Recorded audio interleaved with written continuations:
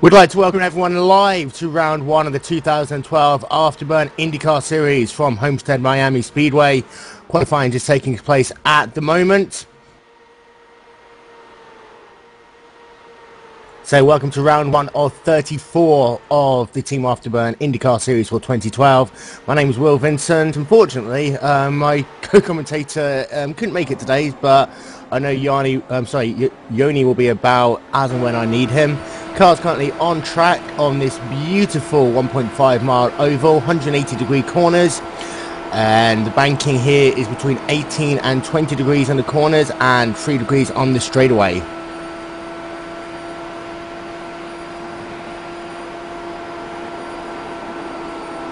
So to give you a heads up of the drivers running in the field today, we've got everyone from last season's overall champion Yves Warner from Switzerland. We've also got the road champion from last year, Nico Brandt. A couple of new faces as well, Tim Don and Young O making their charge into the series.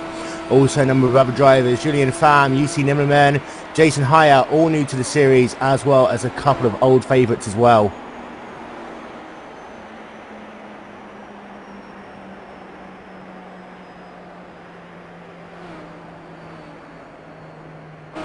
Just keeping an eye on qualifying, the number 11 of Tim Doyle is currently setting the pace at a 24.773. He's just completed his lap. Young O just set to time 2/1000ths of a second slower. So as it stands at the moment, Doyle and O will be bringing the field to the green flag from row number one. These two drivers do work very close together quite often in these IndyCars.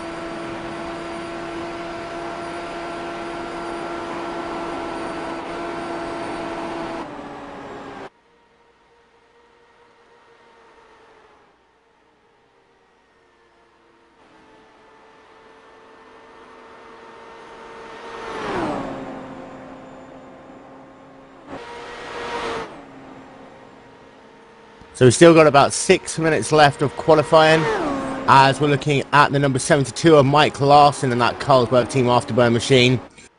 We'll be going 200 laps a day of this beautiful racetrack. Couple of rules that are different to the iRacing official series. Single file restart to all drivers. So you'll notice a lot of strategy come into play as we get onto these restarts. And this track is very interesting. You can run the low line the entire way around. However, you can also see drivers trying to make moves on the high side. It's not as difficult to pass as a couple of other 1.5 mile tracks. As you can see, Mike Larson just building up speed, working his third of 4 qualifying laps. So this one that we're going to be seeing now will be his money lap.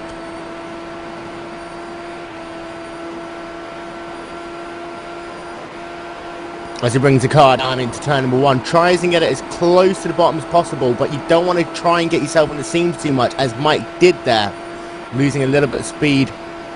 But he's going to bring the car down into 3 there, hold it low again. Turn 3 is a lot easier on the cars. He drifts it up a little bit, brings it back down as he comes down towards start-finish line, looking for where Mike Larson gets his time.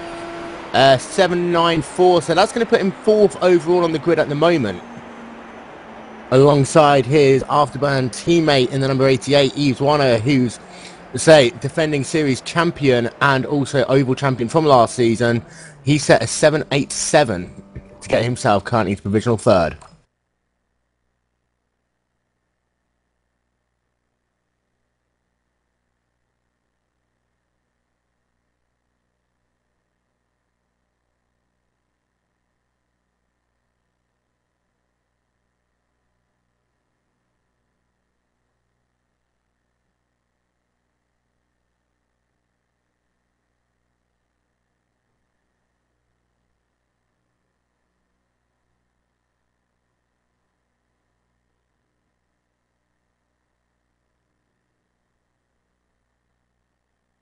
So it looks as though all drivers have completed their qualifying times now.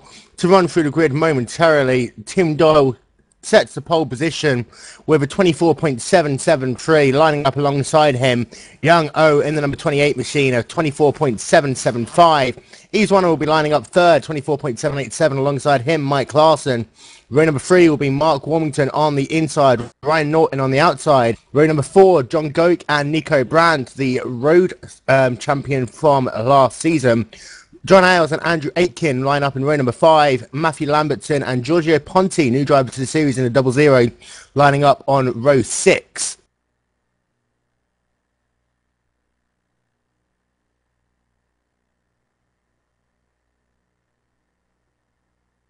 In row number 7, you have Dan Liench and Randy Crosno. Row number 8, GC Nimanen and Dave Jinks. Dave Jinks was our veteran racer from last year, attended every single race and put in a sterling effort to get 3rd overall in the Road Championship, I believe. Julian Pham and Jason Hyatt line up on row number...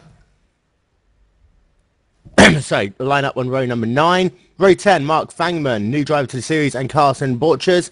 Ryan Wells and Robert Carlson, row 11. Shane Doherty and Steve Clays in row number 12. And row 13, Doyle Johnson and Renee Murray.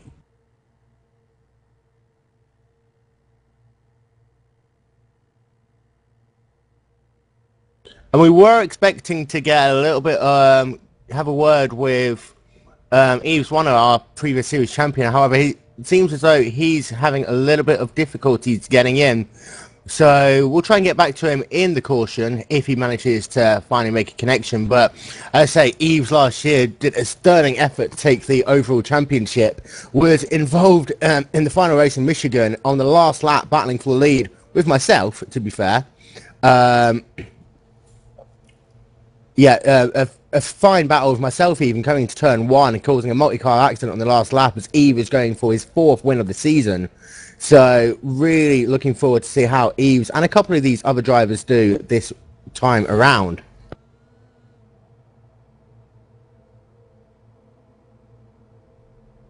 As the pace car rolls out onto the grid, drivers will be keeping it single file on the inside or bring it up onto the track.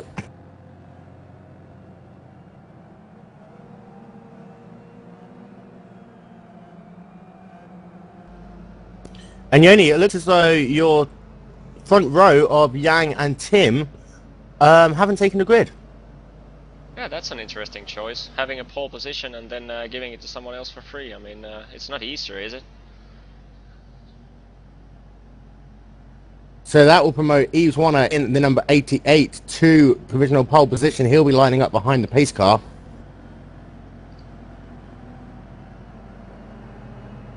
It'll be interesting to see what went on with these two guys. I mean, did it just take a bathroom break too long, or what? Yeah, it'll be interesting to see. We'll try and get post-race interviews later on to see whether they just wanted to start from the back or whether or not they just missed the start themselves. But meanwhile, Yves Warner will bring the field to the green flag. 26 drivers to make up round 1 of the 2012 Afterburn IndyCar Series, live here all season long on Glacier TV. Green flag in the air. We're racing here at Homestead. Yeah, and 200 laps in the race. I'm pretty sure Yang-O and Tim Doyle will not stay in the back for quite that long. But they will need a early caution just to catch the pack because they're way behind. Two wide racing all the way through the field at the moment. Just looking at Jason Hyatt making a move for 17th position on UC Newman. But out front, Yves Warner's got himself immediately to a 6-car length advantage from Mark Warmington. Mike Larson tucking in 3rd position. Jonathan Goke in 4th.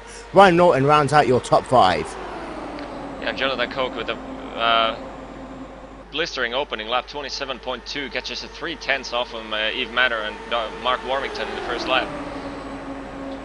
Looks as though the field starting to spread out a little bit as John Ailes is being overtaken by Nico Brandt. Nico to the outside, inside even, as they come out of turn number 4 to complete lap 2. Yeah, meanwhile, it looks as though, Mark and Mike... Oh, sorry, Nico Brandt almost loses it there down into turn 1. As I was just saying, there was Mike Larson and Mark Warmington trying to work still too wide to go into turn 3.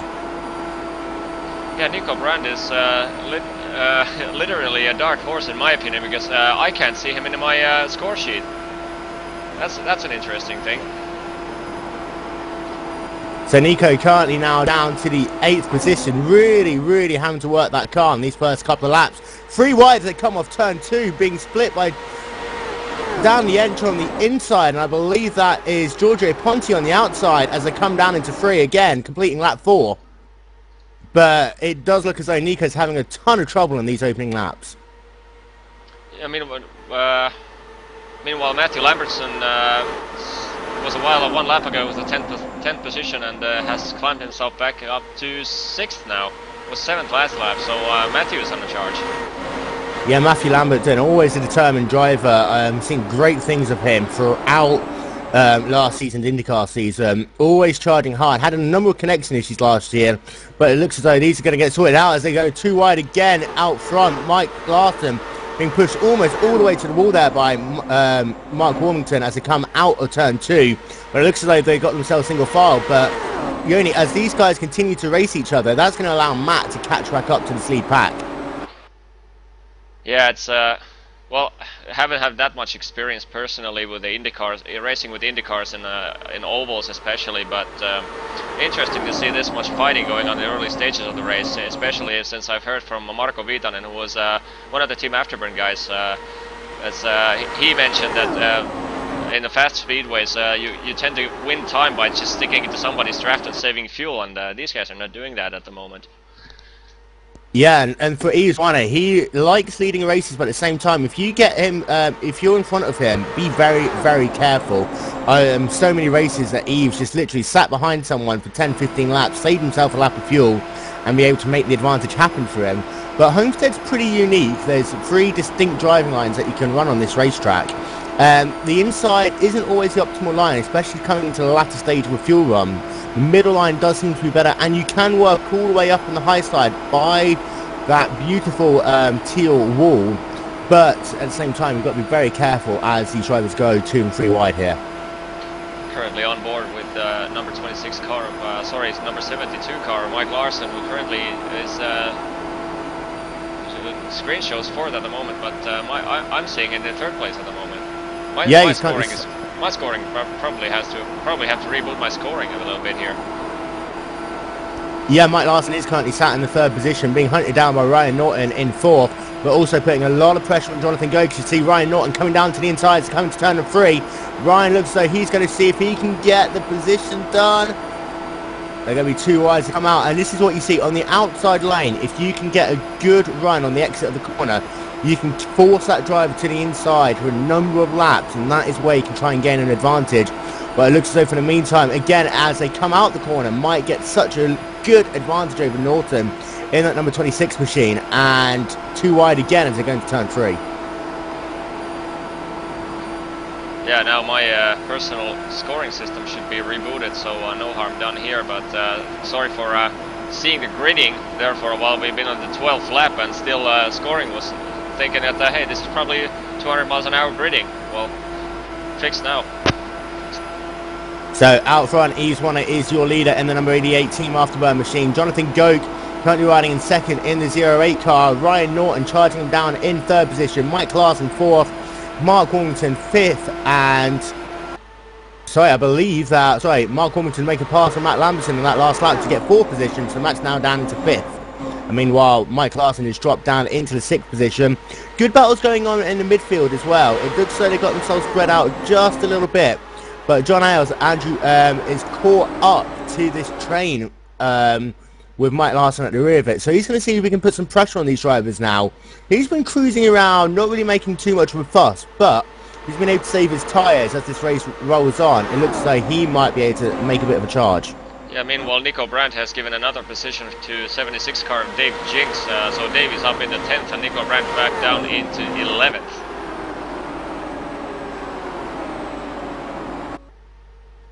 Nico Brandt trying to look to the high side, seeing if he can make a move on Danley Ench. Currently this is about for 9th position. He looks as though he's not going to get down to the inside quite yet. Going to have to keep it running that 2nd groove. You see drivers will run that 2nd groove unless they really are defending. And it looks as though Nico's car, if he can get up to someone, it's easy enough. But once he's there, he finds it very difficult to try and make a move. Yeah, meanwhile, we got a new leader. Yves Warner takes a lead lap back from Jonathan Goke. Jonathan was the last lap's leader, and now Yves Warner is... the other way around. Jonathan Goke takes the lead from Yves Warner, so new leader compared to last lap. So Jonathan Goke in the 08 AeroX racing machine takes the lead from Yves Warner, working lap 16 of 200 at Homestead Miami Speedway. furious pace so far in this race, being on green the entire way, which has been really good for all but Tim Doyle and Young O, who started from pit lane. But I tell you what, these guys are catching 24th of Shane Doherty at a rate of about 2-3 seconds a lap, 2-3 tenths of a second a lap. So don't count Doyle and Young out, as they're working literally nose to tail trying to get their way back into this race. Yeah, currently this duo is in the pictures, and they're going all at it. I mean, last lap 24.901, Young O did a 24.897. Meanwhile, the Shane Doherty in front of him did a 25.175. So almost a 3/10 a lap, catching up the pack out front of him. Out front, Matthew Lambertson's now got himself into the 4th position, just clips the apron a little bit, brushes up the racetrack, very lucky there. He's having to check up and lose a little bit of momentum just as he was about to line up a pass on Mark Warmington in the number 17 Team Afterburn BFR racing machine.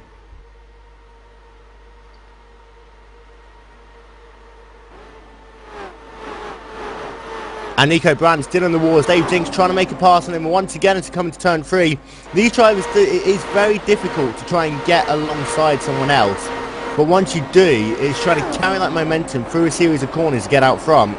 But for these drivers, they're not giving up just yet, and we're only just on lap 20 of 200.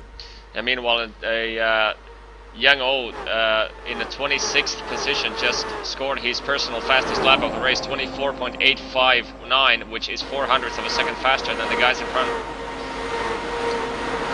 Once Tim Doyle and Young O close up to this pack, currently riding 25th and 26th respectively, just watch them carve through this field like a hot knife through butter. These two drivers are absolutely amazing. Young O obviously finished first, so Tim Doyle finished first in last year's iRacing Indianapolis 500, of Young O coming second.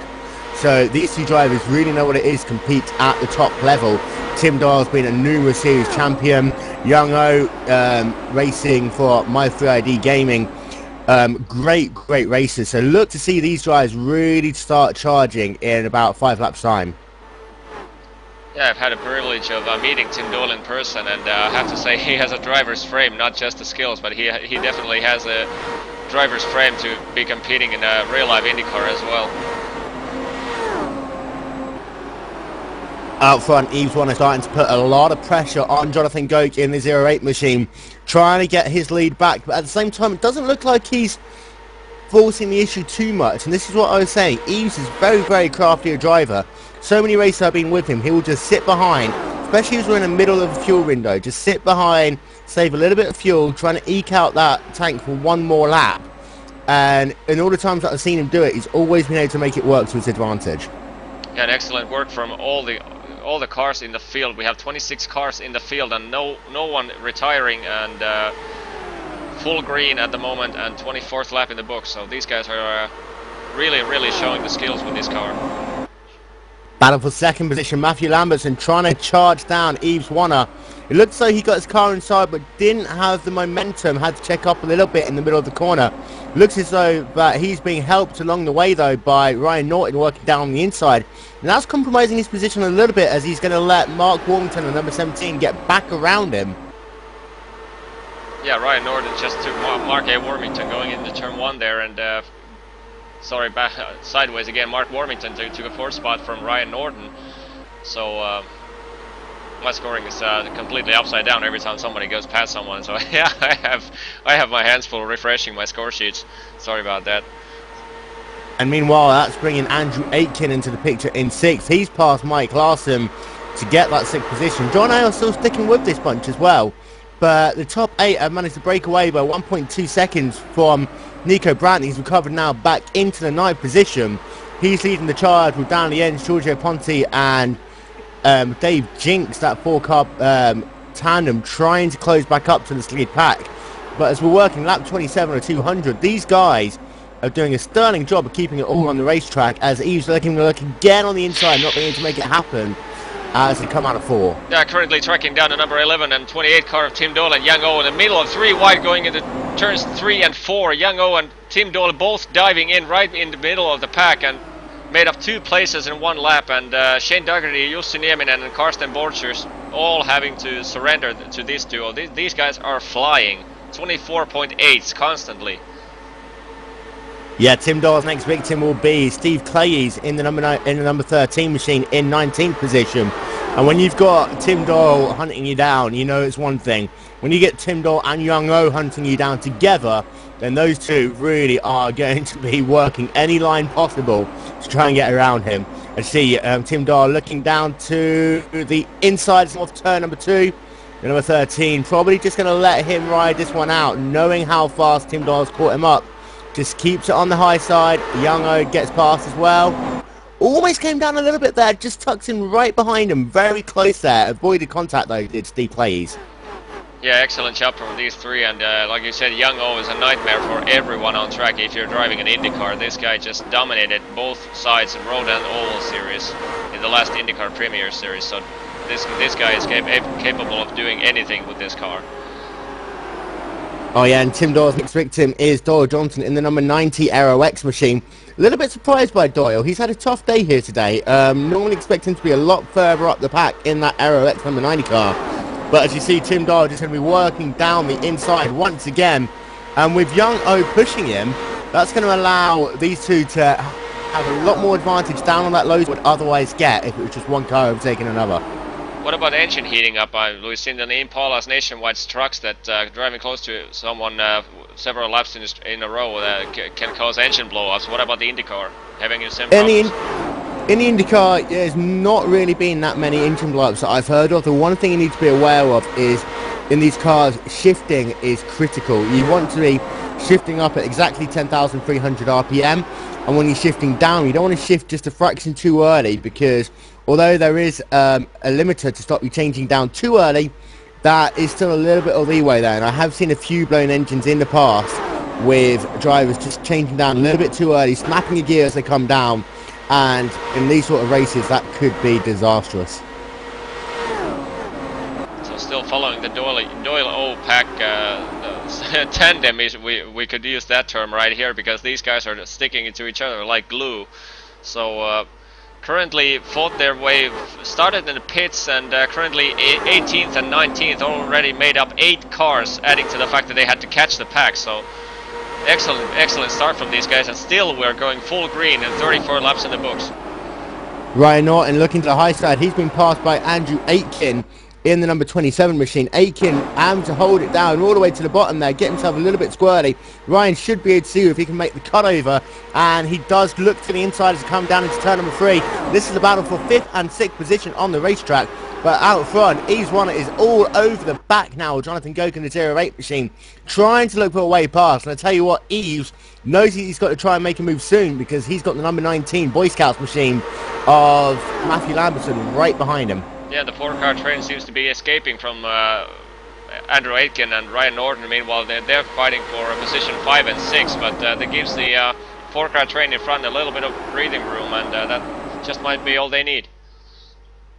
And for Mike Larson, I think Mike's just dropped back a little bit just to cruise. I mean, say this is a very long race. We're only on lap 37 of 200 still, and even though this race has gone green the entire way, I think Mike doesn't want to be in the thick of it out front. He wants to see how his car's working in traffic, get some information in his head, see if he needs to make some changes in this first round of pit stop, and then build up as we go along in this race.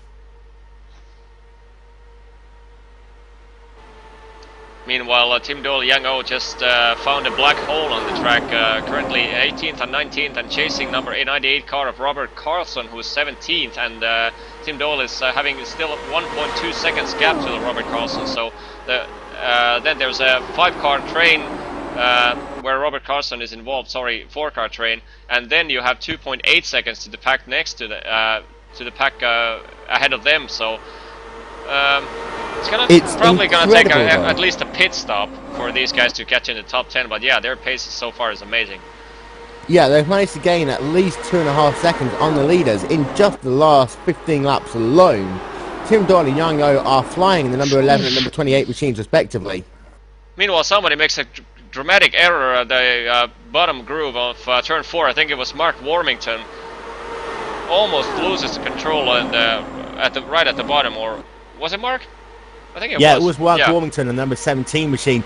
Just catches the seam a little bit as he moves from the second to the first groove.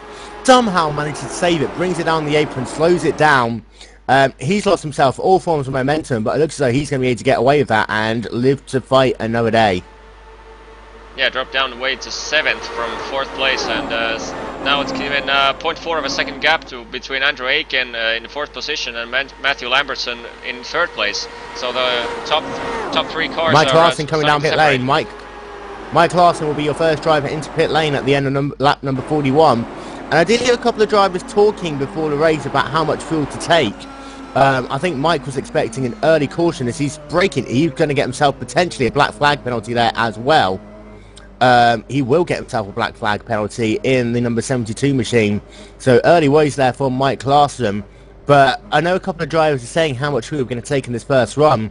Mike was probably hoping for an early caution and wanted to try and get track position after his qualifying effort.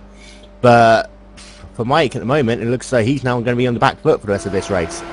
Yeah, and meanwhile, Tim Doyle, Young-O, who were in positions 18 and 19, catching 1.3 seconds. Now they're past the first car in that pack, so they already caught 1.3 seconds, managed to get past Julian and Pham, and now they're going after Robert Carlson, 2/10 gap separating those cars, and currently we're on board with Young-O. So Mike Larson served his speeding penalty, make sure he doesn't speed again on the way out.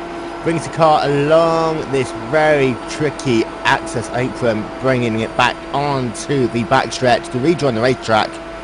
But Mike Larson now is going to be classified as 1 lap down. I mean, he can get that lap back if he does decide, as Doyle Johnson's also into pit lane. He can get that lap back if he, one of those laps back even, if he does stay out on the first caution. But for Mike, now he's pretty much ruined his race as far as finishing the top 5 is concerned. Yeah, but like we said, it's a long race and anything can happen. I mean, not sure if this series includes lucky dogs and waiver rounds, but yeah, I mean, 2 laps is a lot, but if we have several cautions, say with the right intervals, 2 laps is nothing. Just to answer the question now, there is no Lucky Dog facility in the Afterburn IndyCar series. However, because it's single file restart, the drivers will not be sent to the rear of the field as you see in the NASCAR series. So these drivers can try and work to get over a period, a couple of cautions. So currently working lap 47 of 200 here at Homestead Miami Speedway, round 1 of the 2012 Afterburn IndyCar Series live on Glacier TV. Will Vincent and Joni Backmann in the booth, and so far we've been going green the entire way. Tim Doyle and Young-O taking another 3 wide, going between turns 3 and 4, again in the middle groove. One guy on the high side, one guy in the low line. These guys just use these guys as a slalom pole, for Christ's sake. And that puts Tim Doyle into the 13th, Young-O respectively. And these guys really are on a charge after starting from the rear of this field. It does look as though they're ever so slightly worked up and they want to get back to the front of this race. Yeah, they already left half the field. I mean, past half the field. They started 25th and 26th, and so like 10 to 15 second gap at the beginning of the race when they left from the pit lane, and now they're in the middle of the pack and chasing number I think it's 11 car. 22, yeah. Yeah. Just past Mark Thangman. That is the battle for 12, and both of them just sliding past Mark Thangman immediately. Mark Thangman, another new driver to this series, as Young-O having to keep it down on the inside, bringing it down to turn 1. Next up will be Giorgio Ponti in the 0-0 for these 2 drivers. But you give it another 15 laps, especially we're coming to a pit window, and I know how good these guys are in green flag pit stops as Nico Brandt enters pit lane. But these 2 drivers will likely be in the top 10 after this first round of pit stops is finished out. Ryan Wells into pit lane, by the way, as well as Nico Brandt, I believe. Yeah, I was just about to say that Nico is losing a lot of places, so obviously he is diving in the pits and the speed limiter is on. And meanwhile, Dave Jinks, who dropped to 10th position like 10 laps ago, is back into 8th. And Carson Botches into pit lane. Steve Clays into pit lane. Yeah, lots of drivers starting to pit right now, and other than the couple of guys, Mike Larson and Doyle Johnson, who are 2 and 4 laps back, it seems like 6 cars have already commenced their first pit stops. Yeah, so green flag pit stops here at the Homestead Miami Speedway. Looks like Andrew Aikens also joining these drivers on pit lane. And the last thing these guys are going to want is a caution in between them coming to pit lane. As Jonathan Goke into pit lane for his first scheduled pit stop from the lead. Yves Warner will retake that first position. But Jonathan Goke bringing 45 miles an hour, 8 Purple Fury Aero X machine. And we'll keep an eye on him and see where he feeds out back after this. A number of drivers in pit lane. Mark Warmington in pit lane, Julian Pham in pit lane. Yeah, and for first time in 20 laps, it's given Tim Doyle and Young O an empty space on the track. Like they have 2 seconds gap to the top 3 cars now. Young O actually passed Tim Doyle right there in the last lap, and while pitting, they're actually back into 4th. And no, actually, Young O is being marked as your leader because yeah, Young O, everyone else as they come down into pit lane. So Young O, to come down into pit lane, knew he wasn't going to make it, so he had to build back speed on the apron, on the go all the way around the racetrack again. Yeah, that was an interesting. And yeah, Young O also in the pits.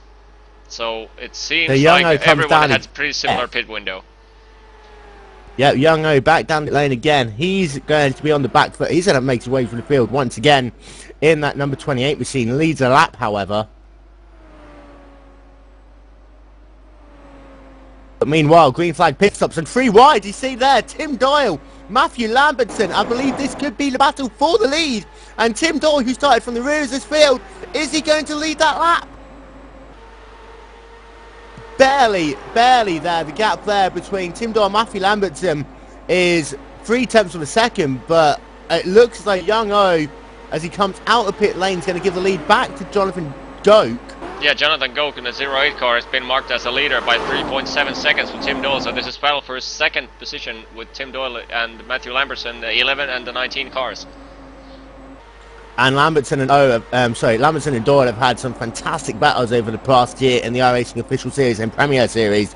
Tim Doyle takes that second position, and now it'll be a case of him hunting down Jonathan Goke in the 08 Purple Fury Aero X machine.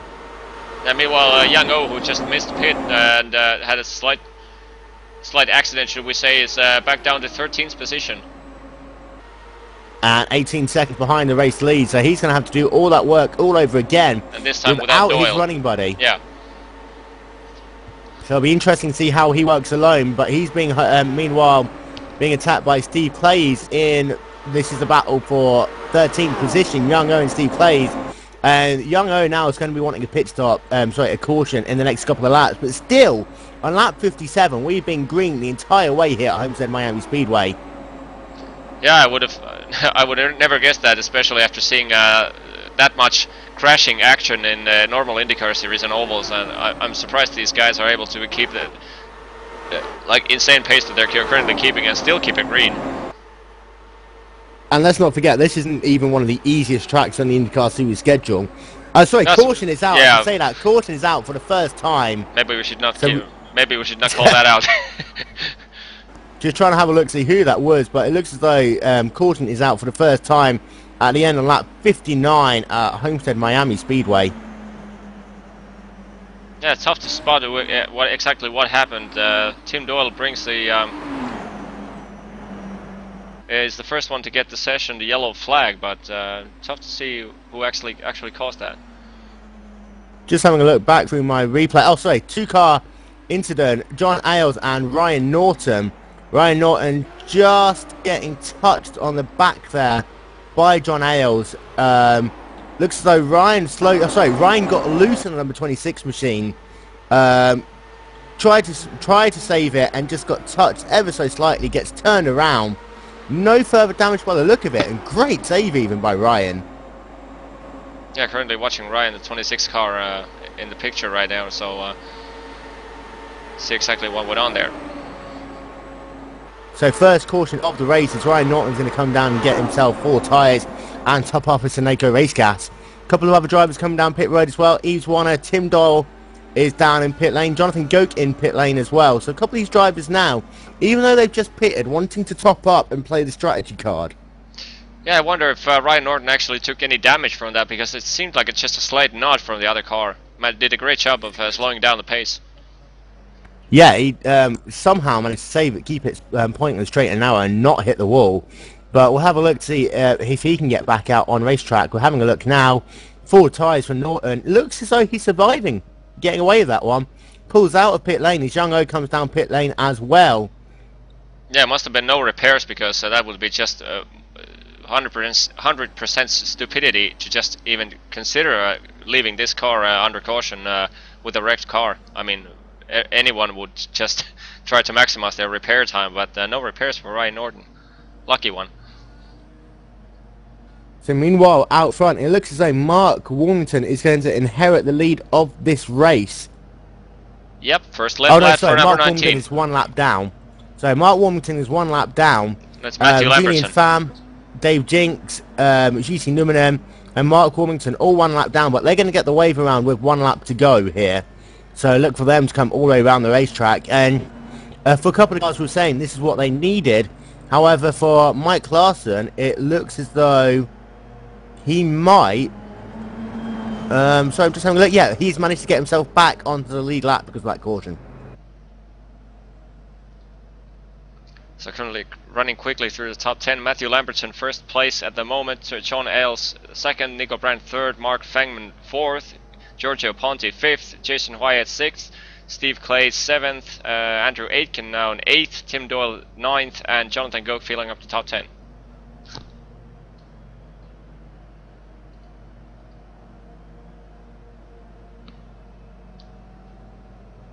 And that was an, incident that brought up the first caution of the race. That was inches away from not being a caution. So excellent job from both participants to just try to avoid the caution. I mean, that could have been wreck of the year, if if there could have been just like, hey, I'm not gonna live for you. I'm just gonna try to dive in inside, and then if there would have been an impact, it could have been a major one. Very, very clean racing by all these drivers. Currently working lap 61, and as I say, as we come around, I believe we'll get into 1 to go at this time by. Look for these 4 cars to get themselves back onto the lead lap. So I believe that will leave 3 cars 1 lap down, that of Kirsten Borchers, Robert Carlson and Shane Doherty. And Doyleton, currently riding in 26th, is still classified as 2 laps down. And still all the cars, 26 cars, are still going at it. So no DNFs so far in this race. No, as the cars come to get the wave around. 4 drivers being waved around the pace car: Julian Pham, Dave Jenks, UC Numanen, and Mark Warmington. They'll be bringing it back round. And single file restarts here in the Afterburn IndyCar series. So look for a little bit of strategy. You can not pass on the left before the start finish line. However, you can try and make a move on the outside lane. So look for a number of drivers to be hugging this wall. As you see, John Ailes already is, as they come down the backstretch and lining themselves up as they come through turn 3. Turn 3. I'm in the middle of the backstretch with the pace car.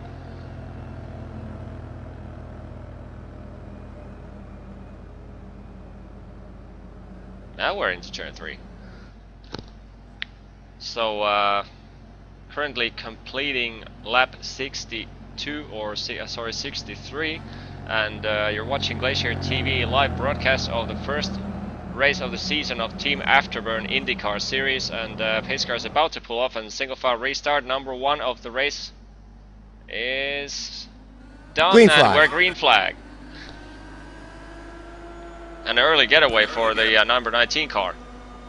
Yeah, Matthew Lambertson times it perfectly there. He's going to manage to get himself a little bit of clean air. John Ailes closing him down. And a number of these drivers, after taking their pit stops, look for them to charge for the fields. Tim Doyle having to save it there. Currently in the 9th position, really having to save it as they come in through turn 2. 3 wide going into turn 3 right in front of Tim Doyle, and Tim is going to get an excellent advantage out of this one because the 2 cars have to lift off in order to avoid the walls. So Tim is trying at least to get a 1 spot there. Let's see if he's going to try the inside line. Takes the 2nd car over there. Now he's behind the draft of, I think it's Andrew Aitken in the 27 car. Yeah.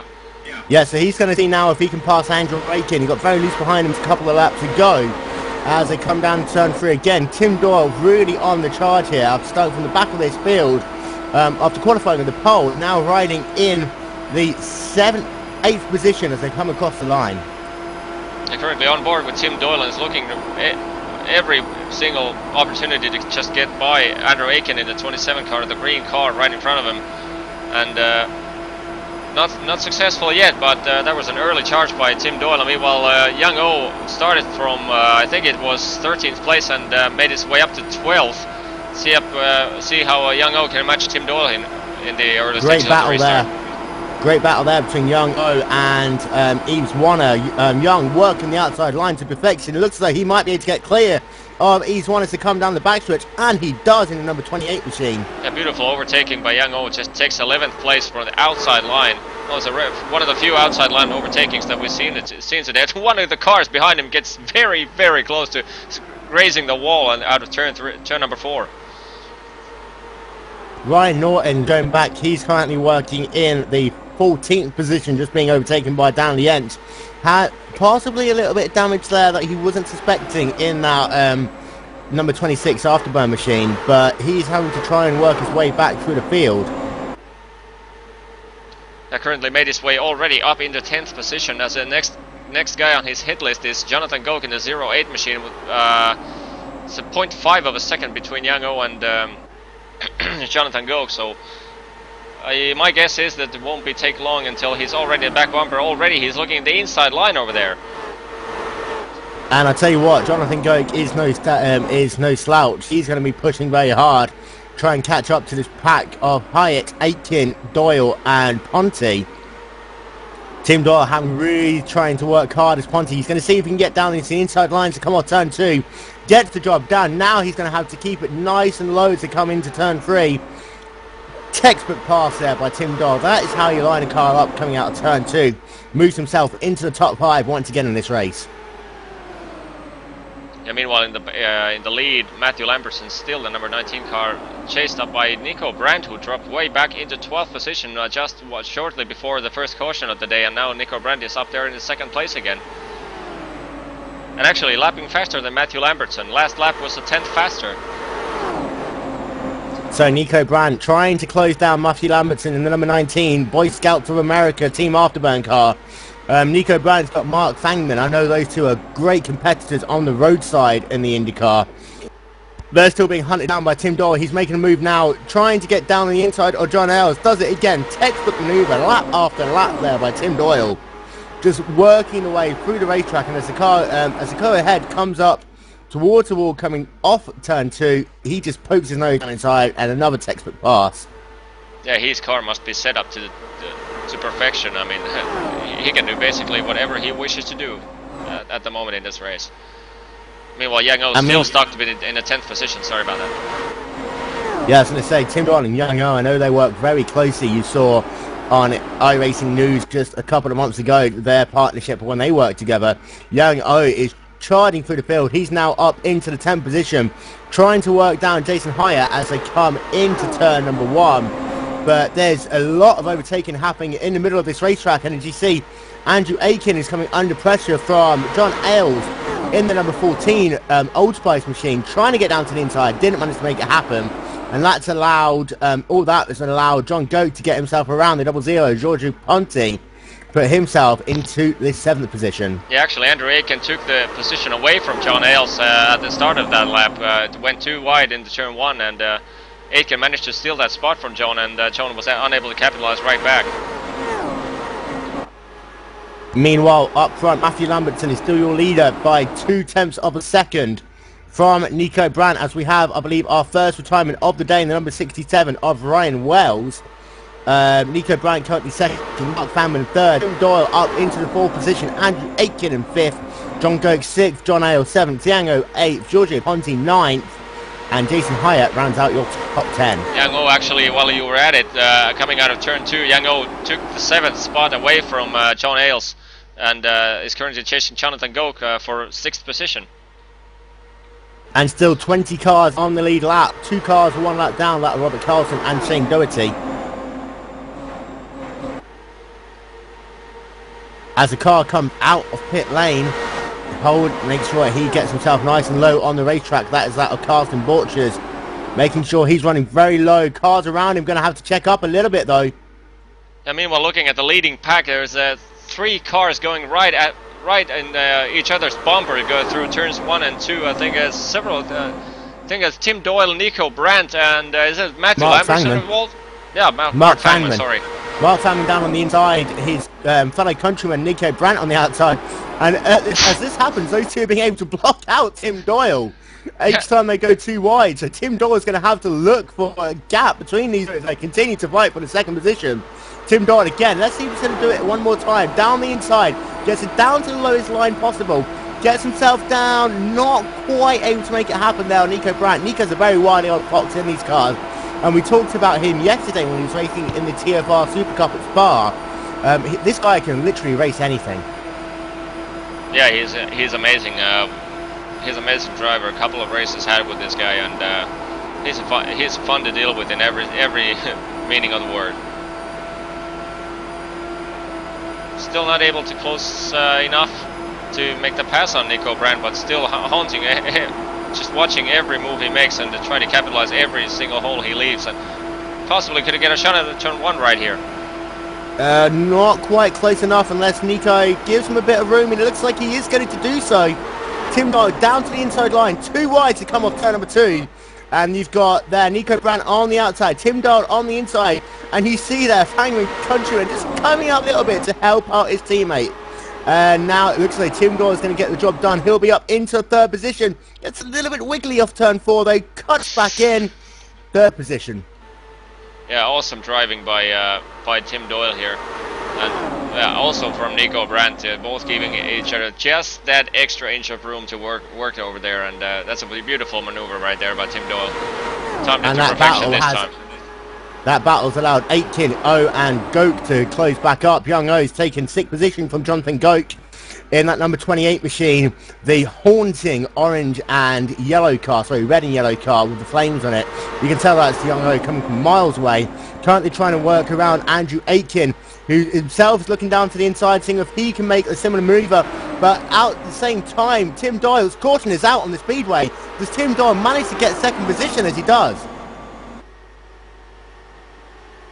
Yeah, just as I was saying that now we have 7 cars fighting for the lead of this race, and now we all of a sudden we're going to have 20 plus cars fighting for the lead, because Pace Car is going to gather the group up once more. And it was Robert Carlson in the number 98 Coca-Cola machine. Just gets it loose in turn number 1 on the seams again. We haven't talked about the seams much, but they are deadly at this racetrack.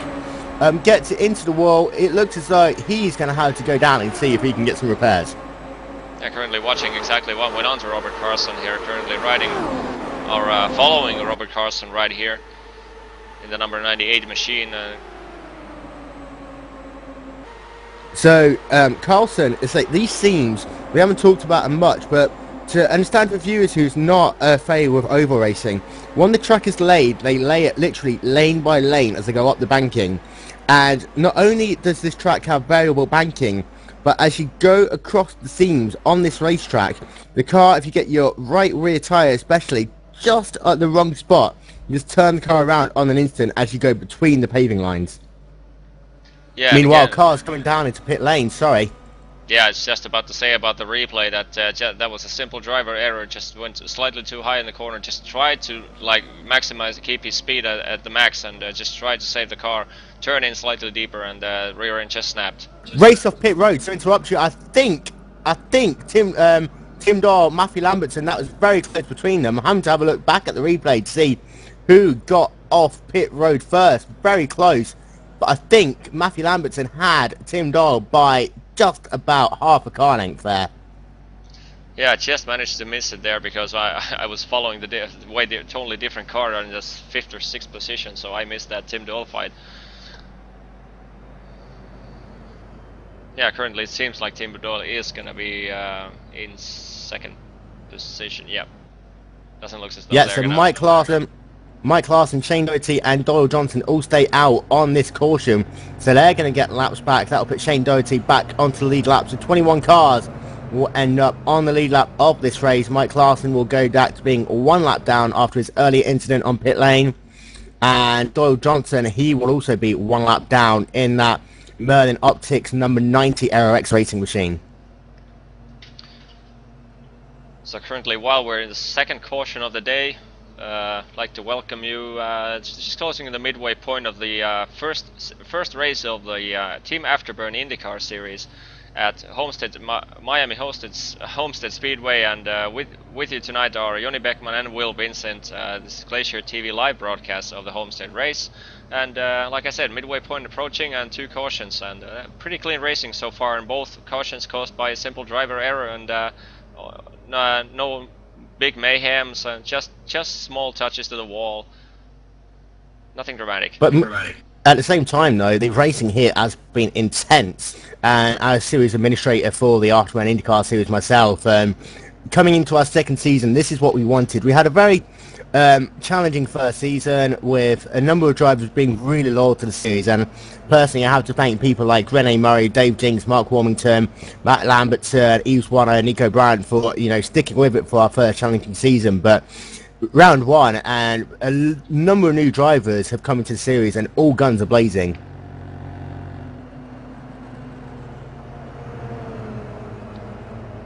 Looks like a couple of drivers are trying to save a little bit of fuel on this caution. You see Matt Lambertson riding the clutch there in the number 19 currently leading this race, trying to eke out a tiniest amount of fuel. If they can save up to about 2 laps under this caution, so every little drop of fuel helps, especially if we do get another round of green flag pit stops later on. Yeah, speaking of the amount of fuel, do you have the exact intel on the pit stop window here, and what's the maximum that these cars can push? Pit window here is somewhere between 50 and 55 laps. That all depends on whether you're out front or in the draft, as you see the 3 cars getting the wave around. So fuel tank here, 2 gallons. Say a fuel tank will last you between 50 and 55 laps. So all of these drivers are still going to have to make 2 pit stops in this race to make it towards the end. But the way it plays out in a moment, a number of strategy options could come into effect in the next 50 or so laps. So 1 more mandatory pit stop still required. 2 more pit stops. Sorry, my bad. Unless we have enough cautions to save enough fuel. Yeah, but that I think will be rather on the unlikely side. And these drivers, they're used to running 110 laps at this race. In the iRacing Official Series, they run 110 laps up until last season when they increased it to 120. So all these drivers are used now, if you reset it, to running this type of race distance. So as the pace car pulls in, Matt Lambertson will bring the field back to green flag racing here at Homestead Miami Speedway. Tim Doyle in second. Didn't get a great restart there, Tim, but he's going to see whether he can hunt down Lambertson coming into turn number 1. Meanwhile, Young O did get a blistering restart. He just flew right by Mark Fagman right after the start and finish line. Excellent, perfectly timed by Young O there. Steals 3rd position even before the turn 1 there. John Goke now trying to have it down on the inside of Mark Fagman and 22 machine. Looks as though he's going to get down to the inside line. Hold it very close. That almost went down below the white line. And he could have spun that car around. He was just a couple of inches down to the left. But John Goke, and they always touch. They do touch. Oh, they do touch. 2 cars into the wall there. Multi-car incident. Caution will be out. John Goke, Mark Fagman into the wall. Yeah, that was the first caution of the day. That and was I believe caused by Rex. And more cars going onto the grass. Julian Pham there in the number 78 machine. He has, I think he might have clipped. Yeah, he looks as though, as they were all checking up, Mark Warrington just clipped Jonathan Goke, and as Mark then had to try and slow down himself being involved in the wreck. Just having a look back to see what happened to Julian Pham. It looks as though he just clipped the side of Mark Warrington as Mark came back down on the racetrack. So 4 cars involved in our first multi-car wreck of the race. Caution out on the speedway, and these drivers, Julian Pham is going to see if he can bring it back down pit lane. Yeah, that was the first one of the intense battles that we've had, where these guys just did a slight miscalculation, just clipped each other, and at that speed there's basically nothing you can do. So two contenders in the race earlier on, Jonathan Goke and Mark Warmington, looks as though their day is going to be done. Julien Pham is seeing if he can get repairs to his race car. Meanwhile, I believe there's another car into pit lane. Yves Warner, I'm not sure if he was involved in that wreck as well. Going to have a look back to see whether he managed to get through or not, or whether he's just taking fuel. So every time we got ourselves a caution, score sheet goes lunatic because of all the cars going in the pits and some people passing someone while they stayed on the track. So we have to wait one more full lap to get the fully completed score sheet in our hands. But I should be safe enough to say that Matthew Lamberton, meanwhile, is in the lead. Tim Doyle now is marked as a leader, and Yang O in second, and Drake in third, Nico Brandt fourth. Oh no, it looked as though Matt just went to have one of his customary stop at the side of the racetrack and run to the toilet breaks. Oh yeah. Now it gets fixed in the score sheets as well. So yeah, Matthew ahead of Tim Doyle, Yang O, but Tim Doyle and Yang O started the race way from behind the pack, missed the grid, and doesn't seem to bother those guys.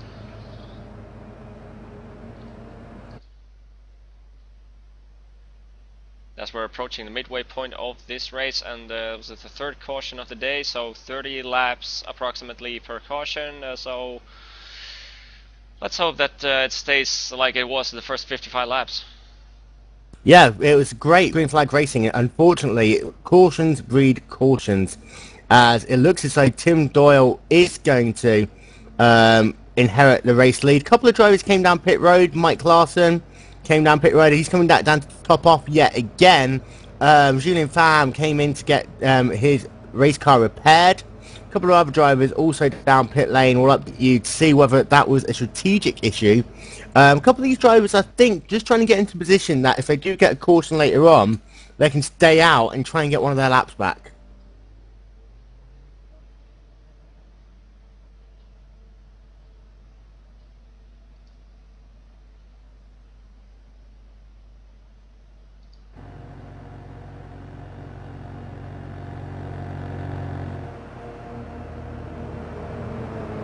And I do believe we are going to try and get Jonathan Goke into the booth.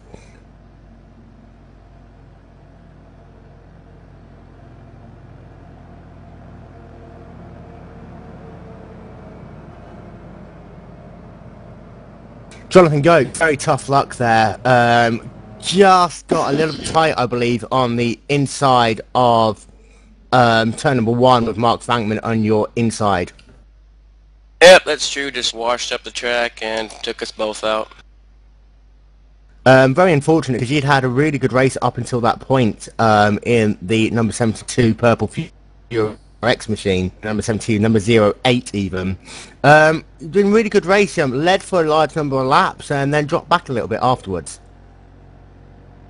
Yeah, well, I took that opportunity to pit, so I just went ahead and pit to see if I can get fresh rubber and come up through there. Made it up to, I think, the top 5, then pitted again, and this happened. So I'm going to get back out there, maybe get my lap back and see what happens. Well, good luck, buddy. Really unfortunate racing for you, and I hope that it goes a little bit better later on in the race for you. Thanks, Will. And a number of drivers making pit stops here under this caution, trying to eke out that fuel. Drivers are thinking now, they get one more caution, they'll be able to make it on one more stop to the end. So interesting strategy here, Joni. Yeah, Tim Doyle and Yang O both decided to take that gamble. And Matthew Lamberton as well, it seems. So Nico Brandt is now your leader. Jason Hyatt and the number 95 machine in the MTC Federal Credit Union car is in second. John Ailes third. Randy Cosno, haven't talked about him. He won the last race at Homestead. Green flag in the air. Nico Brandt leads the field back to green flag racing. Yeah, Nico Brandt takes the flying start right there, a couple of tenths away immediately from Jason Wyatt in second place. And John Ailes follows another 0.6 of a second in third place. Meanwhile, the pack from 4th to 9th place is very much heating up. Doyle looking to the inside of Ryan Norton. I know these two historically have their issues, but Doyle, very nice clean pass there on Ryan Norton. in the number 26 machine, moves himself back up into the 9th position.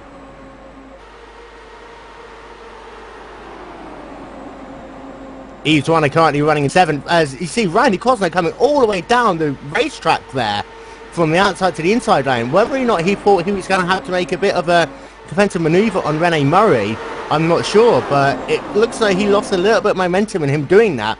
Meanwhile, Nico Brandt is trying to check out, but he's got Jason Hyatt all over his rear wing as they come back down into 1. Yeah, and meanwhile, Jussi Nieminen, who restarted in 7th place, is down to 12th position, and that helps Tim Doyle, Young O, who just again made himself in 8th and 10th position right now. I mean, Ryan Norton right between those guys. Yeah, it looks as though Ryan Norton is still struggling. He's got Young O down on his inside. This is a battle for 9th position. Ryan Norton on your outside. He's still going to be classified as 9th as they go past the stripe. But Young O once again looking down towards the inside. Very close there. Young O down to the inside line, holding it nice. Ryan Norton giving him lots of room there on the outside lane. And that allows Matthew Lambertson in the number 19 to try and also get down along inside as they come down into turn number 3. Yeah, both guys pushed very deep into the turn 1 as they went in there, and too wide, and luckily both gave each other enough room to just go high, slightly higher than usual, and just complete that pass.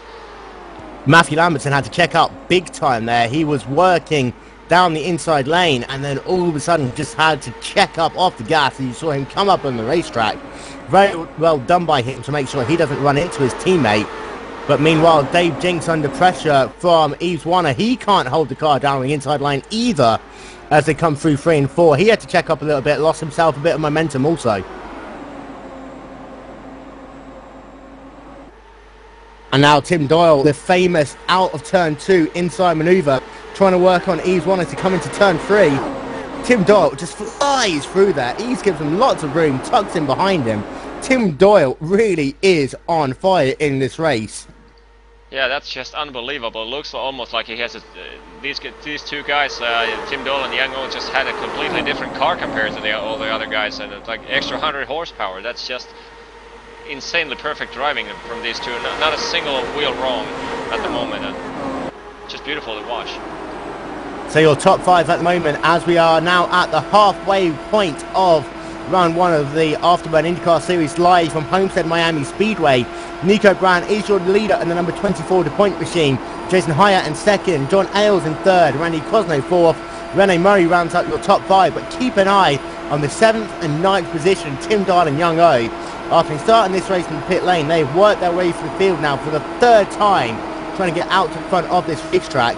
And I do think that these drivers did do a big strategy ploy, knowing that one more caution at the right point would mean one more stop to the end. Yeah, meanwhile, you can see Young O on board with Young O at the moment in 9th position, and had a good run out coming out of turn 2 right there in the previous lap, but just was not able to squeeze himself inside of turn 3, and just gave the guy in front a little bit of breathing room. But my guess will be that it's going to take 2 laps, and the Young O is right in the rear bumper, as we can see him closing very rapidly in the main straightaway.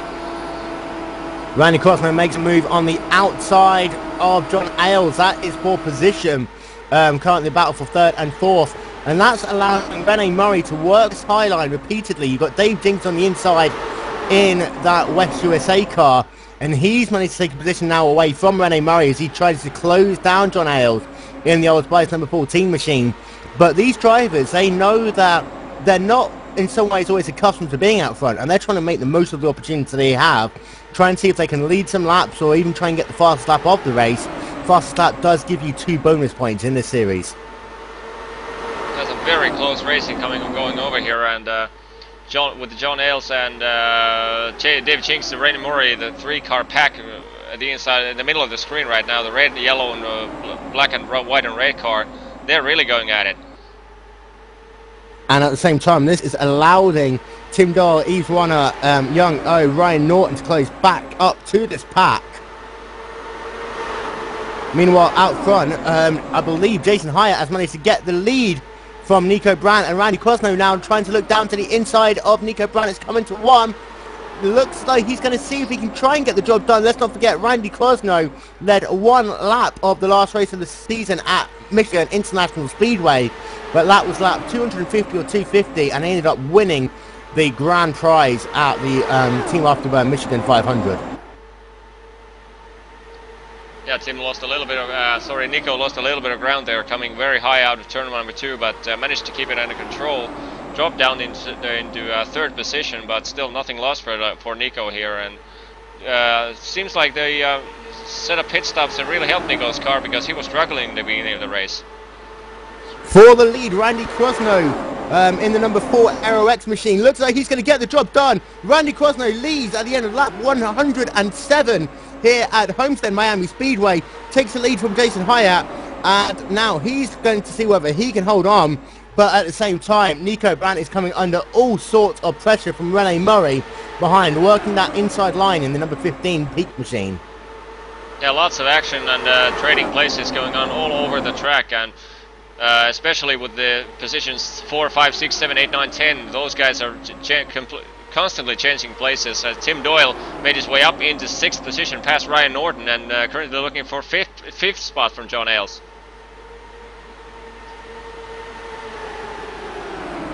Tell you what, battles going on up and down the racetrack. Matthew Lambertson still working very hard to try and overtake Young O, having to work that inside line, being very cautious down there. You do have to check up a little bit as you go into the corner, so you don't brush up on the racetrack to the person on the outside. So Matthew Lambertson in the number 19 managed to take 10th position from Young O for the time being, but these drivers want to try and catch back up to the lead pack. But the top 11 have broken away. Andrew Aitken currently riding in 12th position in the number 27 machine. We saw him right in the thick of the action earlier, but he's now dropped back to just over 3.5 seconds off the lead pack. Yeah, but a couple of laps ago we saw a dangerous, scary moment there for Tim Doyle, because Ryan Norton right in front of him took a dangerous line change right in the middle of the corner. He then very wide into turn 3, came down, cutting across Tim Doyle's racing line, who was about to get a good run on him coming to the main straightaway, and Tim Doyle was forced to lift just a fraction. But that was a scary moment right there. I mean, Ryan just cut deeply right in front of Tim Doyle. Meanwhile, Tim Doyle got very wide. Ryan Norton's car looks like it's all over the place at the moment. We showed you how he had damage earlier on. He's riding in 6th position at the moment, but Tim Doyle had to check up yet again to avoid running into the back of him, and that's allowed, I believe, Dave Dinks to get past him to take what is now 6th position. Meanwhile, 3 wide almost from 2nd position. You have Rene Murray working down on the inside of Jason Hyatt. Hyatt trying to hold that outside lane to come back down into turn 3. Rene Murray, haven't talked about him much in this race, but he's now up into 3rd position. Randy Krosno in the meantime, while all this is happening ahead of him, behind him, just trying to eke out that gap. Yeah, 0.4 of a second gap to Nico Brandt in 2nd position, and he's doing excellent. And obviously the pit stop sequence of pit stops improved his car as well, because Randy Krosno for the first 90 laps was basically somewhere in the dark zone, because we basically didn't talk about him at all. Oh yeah, that's completely right. And you know, these drivers, you know, they are very dark courses. A lot of these drivers have specialty tracks, specialty moments, but Rene last season really working hard to improve. I know he's not been racing in IndyCar for so very long, but he's doing a great job there in the number 15, and one of the best performances I've ever seen him do, and I really do hope that he holds on to it. And meanwhile, Matthew Lambertson looking to go down the inside of the number 14 Old Spice machine of John Ailes to come down to turn 1, currently working lap 116 of 200 here at Homestead Miami Speedway. 3 cautions so far. Last caution is a 4-car wreck involving Jonathan Goke, Mark Warrington, and also Julian Pham and another car. Mark I believe Fangman. that was, yeah, Mark Fangman, sorry. So 3 cautions so far. You're watching the last round 1 of the Afterburn IndyCar series at Homestead Miami Speedway. Joni Backmann and Will Vincent in the booth. Joni, action still all over the place. As you see, Ryan Norton trying to work down the inside of Jason Hyatt. Yeah, currently watching Tim Doyle and Young O, the duo just has been cooperating throughout this race, coming from way behind the pack of the pack. This currently running in 9th and 10th, chasing I think John Ailes right now. John Ailes dropped from 5th position down into 8th in a very short period of time. Yeah, and it does show, if you lose your momentum in these large packs of drivers and you have to get stuck on the outside, get stuck on the inside line, these drivers can lose 3, 4, 5 positions in a matter of a lap or so.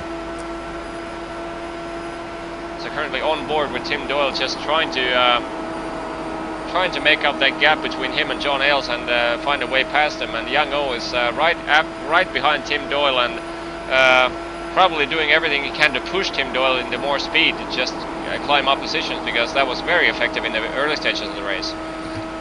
I'm not sure, but I think Tim Doyle might have got a little bit of front wing damage earlier on, when it looked as though he just tapped Ryan Norton a little bit as they went into turn number 2.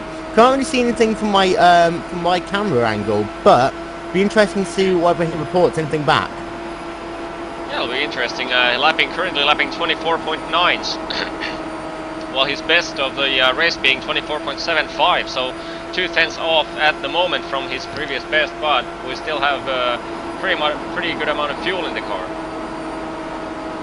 Ryan Norton overtaking Rene Murray. This is a battle for third position. At the same time, Nico Brandt looking to the inside, seeing if he can make a move, and Randy Cosno doesn't have the opportunity to do so this time. But Ryan Norton charging through this field now after having a bit of a, I wouldn't say dismal period, but laying back earlier in this race, just languishing around in the 11th and 12th positions.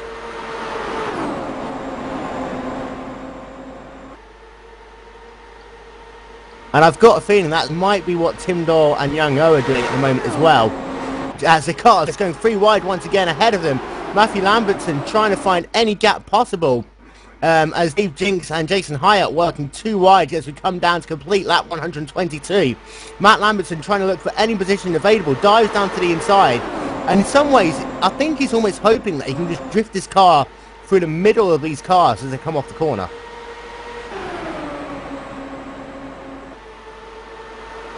I know I've seen Matthew Lambertson many times making some very, very great overtaking manoeuvres. It really does look as though he's going to see if he can work the high side. If he can push Jason around Dave Jinks, it gives him the opportunity to do the same.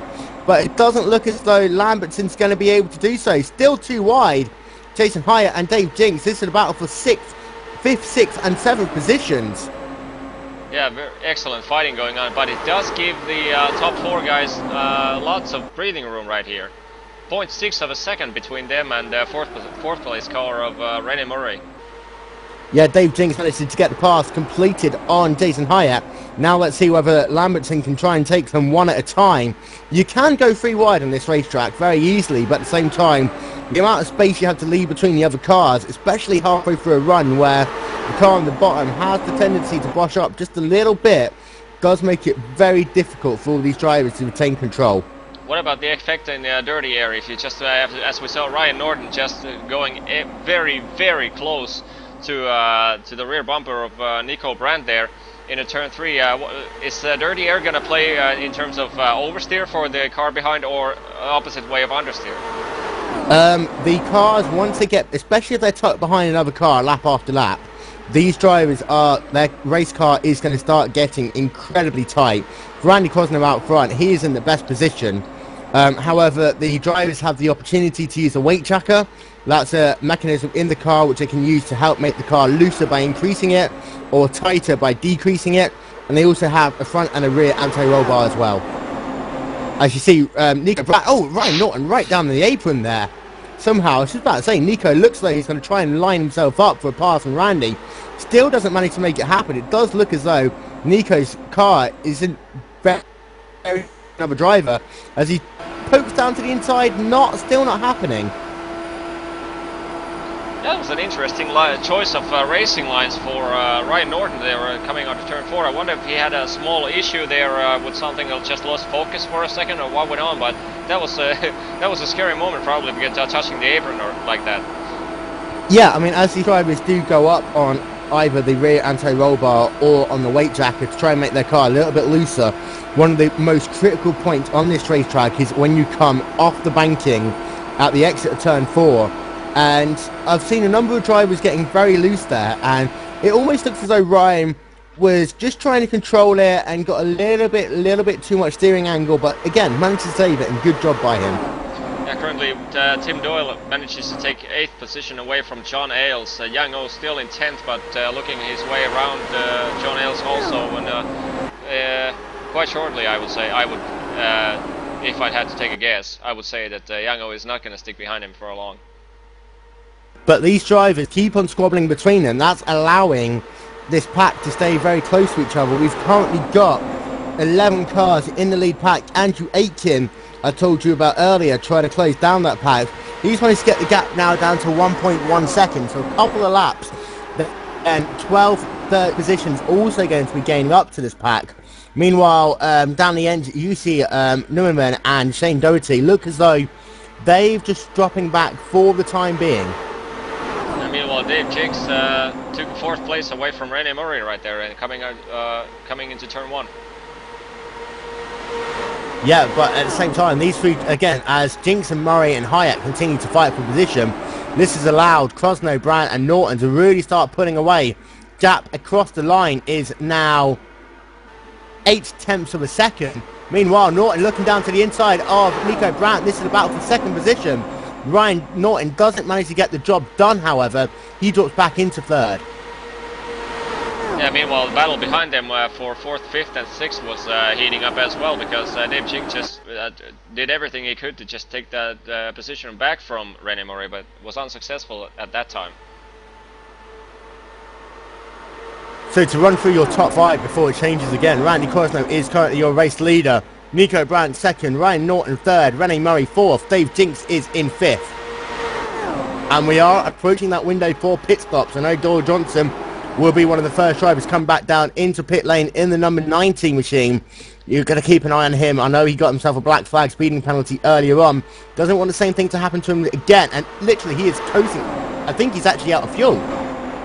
Yeah, so I think Doyle Johnson is out of fuel. I don't think he's going to be able to make it back to pit lane. He's going to have to get a little bit of a push.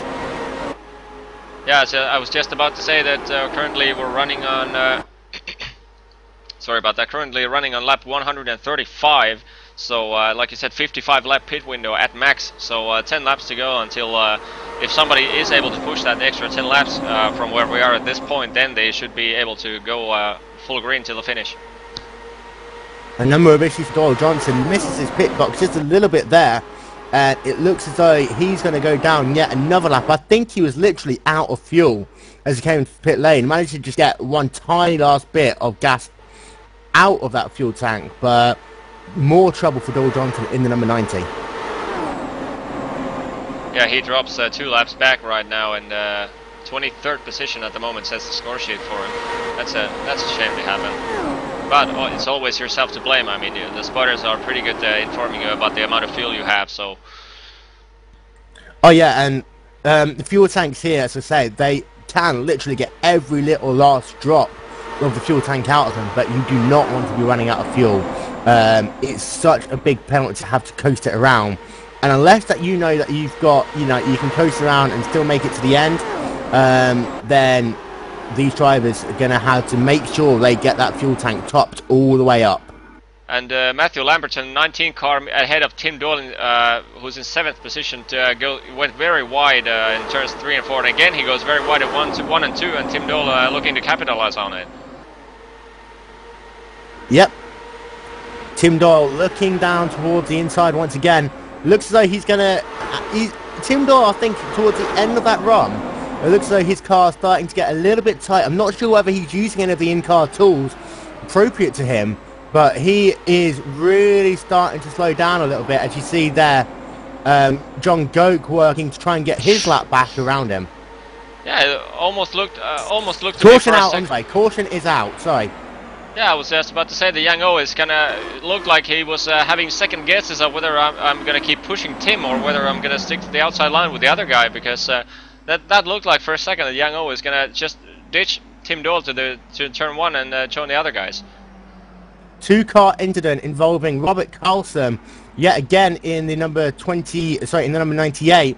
I believe that you see Newman got onto the grass coming into pit lane, and once he got onto the grass he completely lose steering angle, absolutely nothing had done, and he just got clipped on the right hand side by Robert Carlson, who spins the car around, just thankfully out of harm's way by everyone, but caution out again here on the speedway.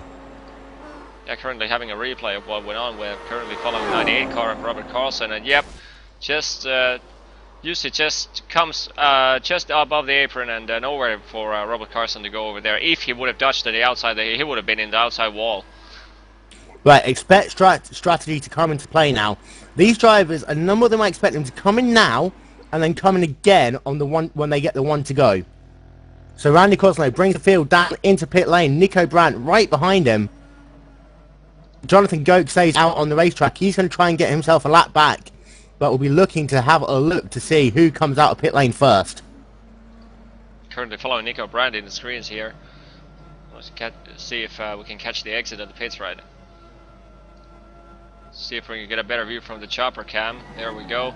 Nico Brandt exits the pits right now. Randy Cosno wins the race off pit lane, just beating Nico off. Looks like Ryan Norton gets third, Matthew Lambertson fourth. Young O overtakes Tim Doyle as they come out of pit lane. Tim Doyle loses a couple positions there. I think Jason Hyatt manages to just beat him also.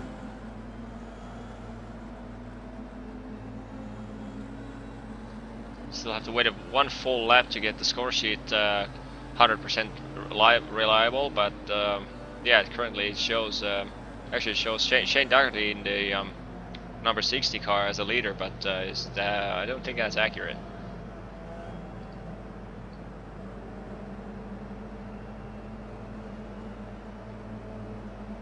But every time we get a caution and the pace car gathers up everyone, the score sheet tends to have one full lap of showing whatever because of the cars going through the pit lane. So let's just wait one full laps and we get a clear top 10 of the racing situation right now.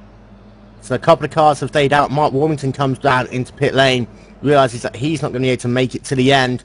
I think there'll be two cars who will get the wave around this time by. That is Mike Larson in the number 72, Jonathan Goke in the number 19, sorry, Mark Fanman, Doyle Johnson, Shane Doherty. All looks like they're going to be getting wave around, but again, expect these drivers to keep them coming in and topping up as we get towards the one to go, as they might just about to be able to make it if they save a little bit of fuel. So fuel saving might start becoming an issue, Joni. Yeah, currently dealing with lap 143, so as you said, 145 would have been the pit window for everyone to make it safely, but yeah, it's gonna be fuel saving race, and whoever does it best, I think, will rise on top.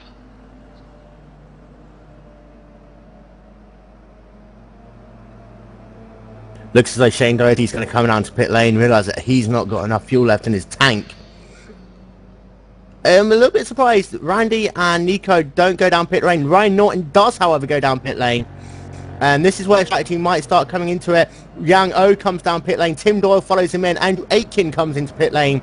John Ailes into pit lane. Also, Giorgio Ponte. Yves Warner also down to pit lane. And I think these guys have realised that by topping off now, they might just be about to make it if they coast around the racetrack.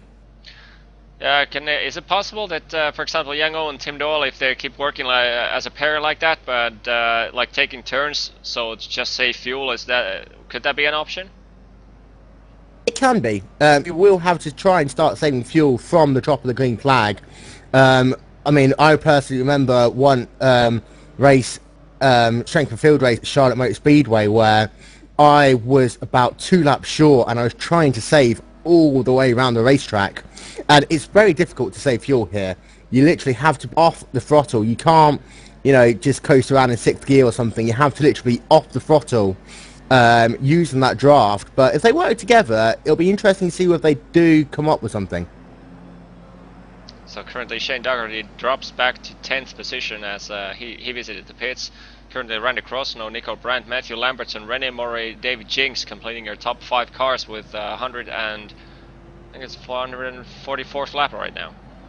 Yep, we'll be completing lap 144 as we go back to green flag racing. So it'll be 56 laps to go here at Homestead. And that, as I say, the max fuel window that I know is about 55 laps. So I think these drivers are needing to save 2 laps of fuel, or we're looking for 1 caution, these guys who's topped up. Pace car is in. Randy Crosno will bring the field back to green flag racing here at Homestead Miami Speedway. Waiting just a little bit, bunching the field up. Goes now. Looks though Matt Lambertson looking down to the inside of Nico Brandt as immediately they come down to turn number 1. Yeah, manages to nail that right. Nico Brandt just obviously just got confused of Randy Crosno's slowish start right there, because we'd throughout this race we've seen the leading car just pull off immediately upon the pace car exiting the race track surface. So I'm pretty sure that caught Nico by surprise there. And Young and Tim Doyle both overtaking Dave Jinks there on that opening restart. So Dave Jinks currently running in the 7th position. Still a really good showing there by Dave Jinks in the number 76 machine. I know he's been working really hard for setup for this racetrack. And it does look as though Doyle and O are trying to close back down on this lead pack. And this is where you can save the most fuel.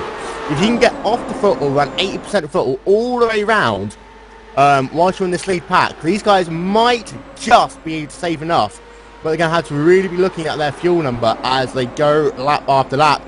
Meanwhile, you see there, down to the inside, Nico Brandt on the outside, Rene Murray on the inside, 4th position. Rene Murray looking to try and take 3rd. And at the same time, Matthew Lambertson looking so he's going to try and make a move for the lead. Not quite got the momentum off the final corner, but still looking so he's going to have another move as they come down into turn number 1. Matthew Lambertson down the inside, down on the inside. Looks like he's going to be able to possibly get the job done as they go into turn 3. I know you've got a slow car ahead. That won't come into it just yet.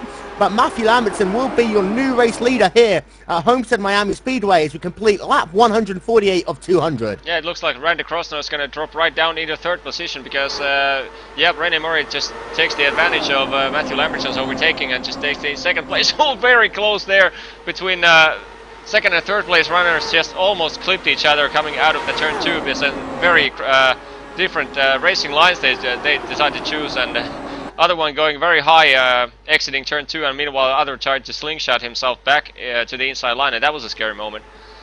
Oh, Tim Doyle looking down towards the inside. Rene Murray doesn't quite see him, has to come back up the racetrack. Randy Crosno retook that 2nd position, a beautiful crossover as they come off turn 2. But meanwhile, Tim Doyle, Young O looking towards the inside of Rene Murray as they come into turn number 3. Tim Doyle, we've seen how fast he's been. He looks like he's going to be able to get the job done. But will he stay down low and help out his running buddy Young O as they come down the front stretch one more time? Lap 150 complete, 50 laps to go here at Homestead. It's just about Tim Doyle tries to squeeze his way around into turn 1, but not quite succeeding yet. But yeah, Rene Murray just defended that line very well, but don't think he's going to be able to hold back Tim Doyle because he's on a charge right now. I'll tell you what though, if I was Tim Doyle's crew chief, I'll be saying, save fuel, save fuel. Don't be racing for position this hard. You've still got to save yourself 2 laps of fuel in this race. Yeah, I was just about to ask you that, is this the kind of fuel saving mode that you're used to seeing in this series, or? We do have a number of fuel mileage races. These long races mean that strategy does often get thrown completely out the window.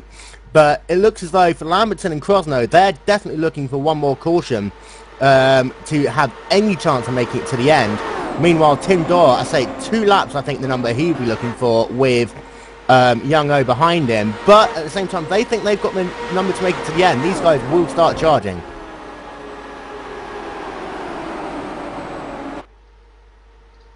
Matthew Lambertson coming up to lap Mike Larson in the number 72 Carlsberg machine. Mike Larson currently scored 1 lap down. He'll be going down a 2nd lap. Meanwhile, we're looking on board with Yang O as they come back into turn number 3. Looks as though Doyle is right on the bumper of Randy Crosno as they come out of turn number 4. Young O, it'll be interesting to see if these guys try and work the high side together, because you can make the path work on the high side. And let's not forget, Lambertson's got his teammate ahead of him, Mike Larson, even though he is 1 lap down.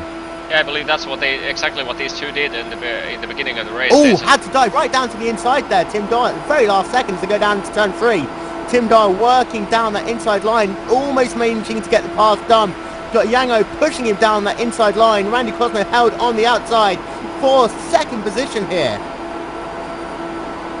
Yeah, beautiful driving by Tim Doyle here. Yango just basically followed whatever Tim Doyle was doing, and Tim did a very, very, very good late maneuver there and made it stick. So that shuffled Randy Crosno back into the 4th position. Rene Murray currently working in 5th. He's been hunted down by Nico Brandt, currently running in 6th. And I think Nico's still got a lot more in this tank as we are approaching the end of this race. Has Young potentially does he have a chance of finishing the race with running this fast, chasing Tim Doyle? I mean, he's chasing him all the time and not getting out of the draft, so he does save some fuel. But with this kind of speed, it's going to be enough. It'll be interesting to see. They have changed the draft model since we last were here at Homestead. So whether drivers can save more fuel in the draft since they made these changes, that'll be really interesting to see. And it's very technical once you get into it. These drivers burn the most fuel between 9,800 revs and 10,100 revs. So if they can keep it above or below that level, that's when they save the most fuel.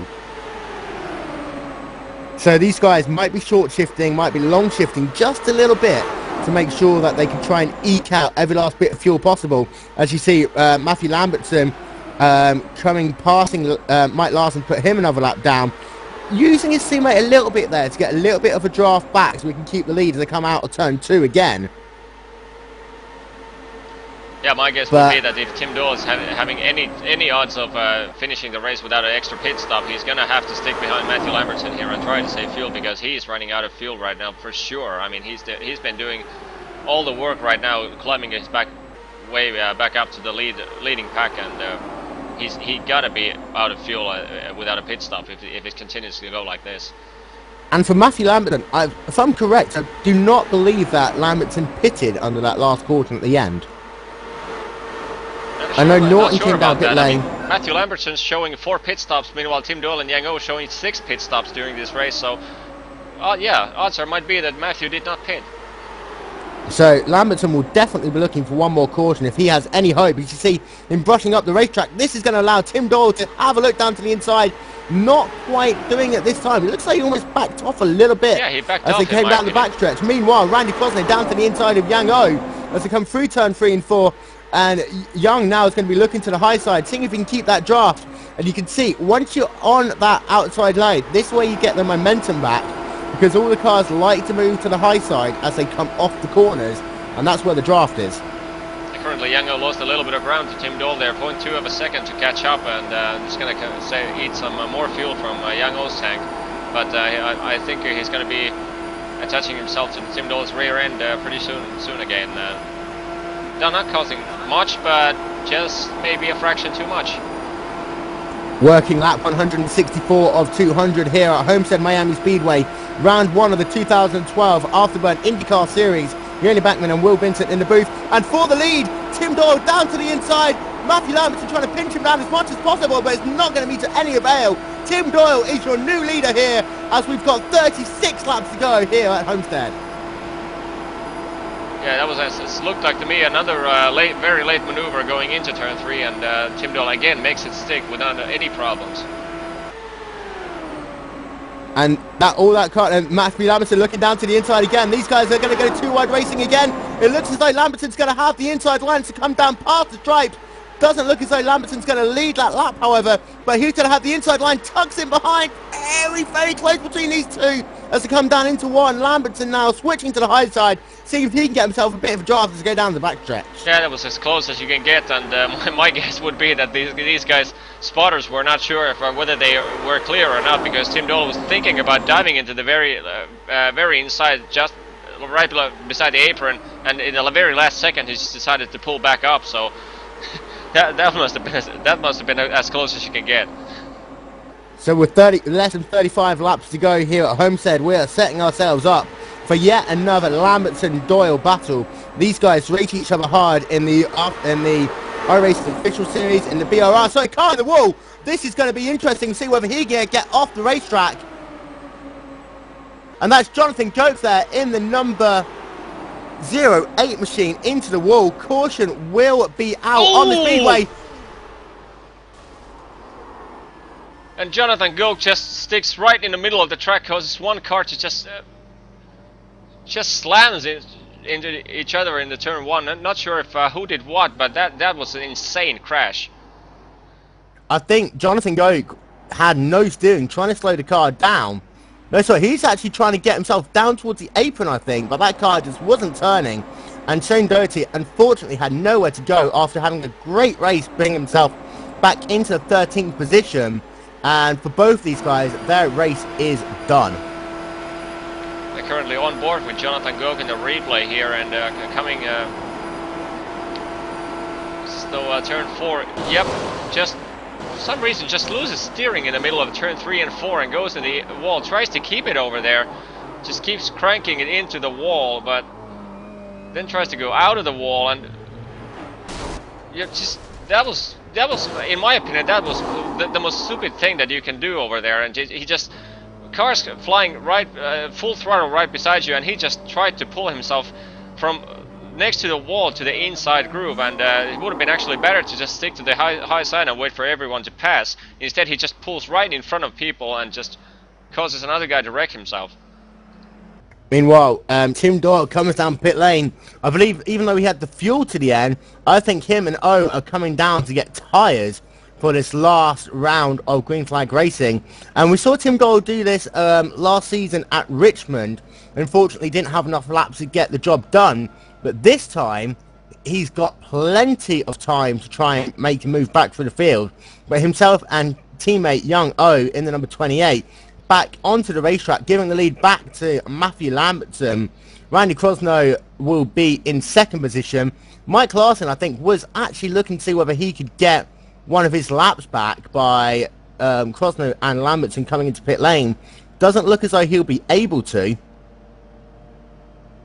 Yeah, so much for fuel conservation mode. Now it's flat out all the way to the finish, and no problem whatsoever for any car to making it to the checkered flag. Couple of cars coming down pit lane. Mike Larson, Doyle Johnson and Mark Warmington. These guys are probably going to get tyres only. Top up maybe a little bit of Sunoco race gas, but these guys wanting fresh tyres for this last round of green flag racing, seeing if they can improve on their positions just a little bit. Mark Warmington currently showing 2 laps down, same as Doyle Johnson, so they're racing for 18th and 19th position. And Mike Larson is also in 17th position, also 2 laps down. And currently Matthew Lambertson and oh, sorry, I believe that Mike Larson there just spins it in pit lane. I have no idea what happened there, but just as he tries getting on the brakes, he spins the car, and Mike Larson's going to be out the race.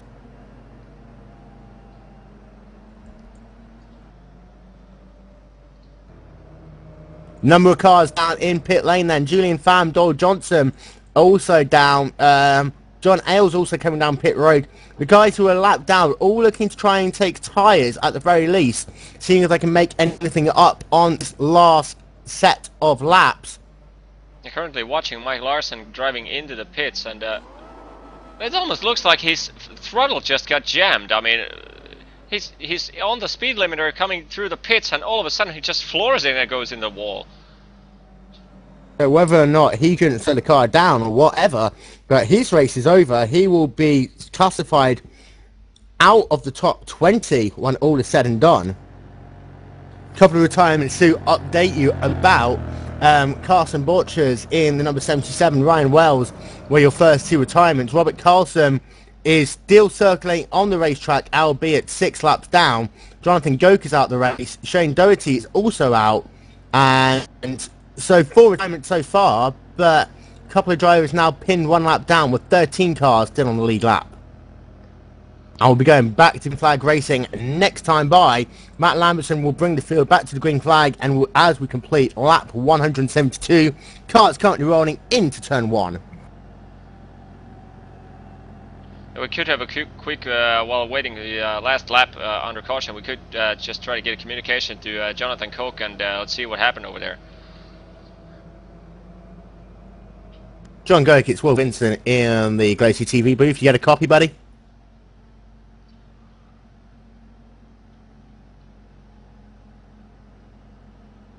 Seems not that busted his radio.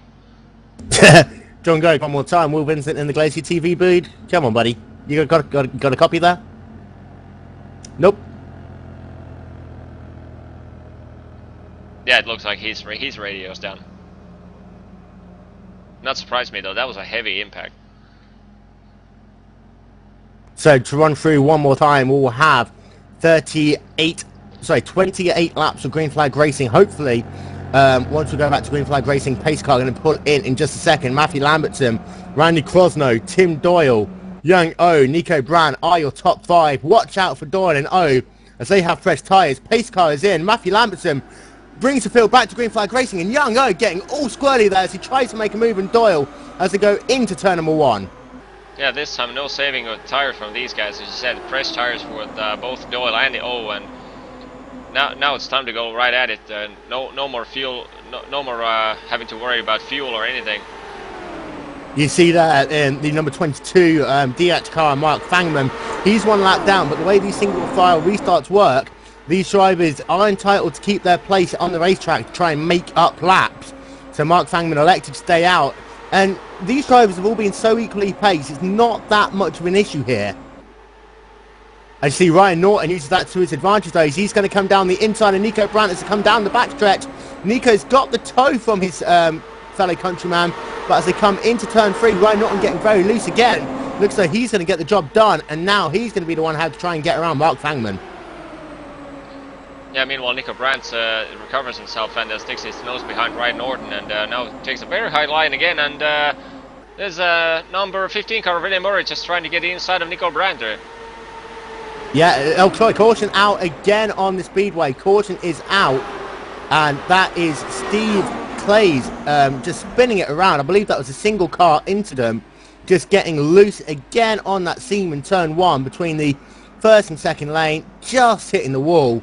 So, 1 more caution on the Speedway. Is that caution 6 now of the race? Yeah, I think it's pretty close.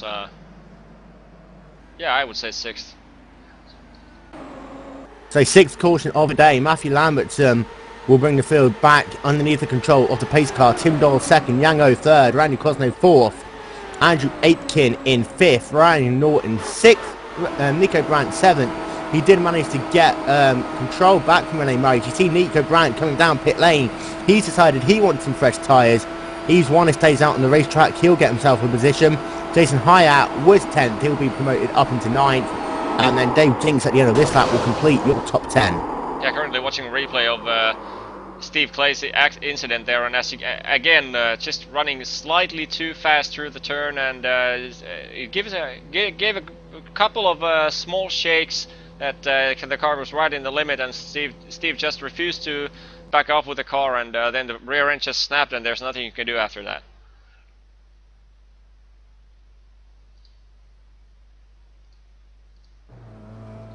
But that was, I think it was 3rd time this race that we saw the back end snap from people and going into turn 1.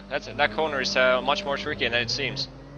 Oh yeah, and as I said earlier, there's two difficulties in that corner. As you move up the racetrack, you get more banking on the car. It's 18 degrees at the bottom, 20 degrees at the top. So you can set your race car to work perfectly well on the bottom, perfectly well at the top, but then in the middle of the track, you know, it's a little bit of a guessing game.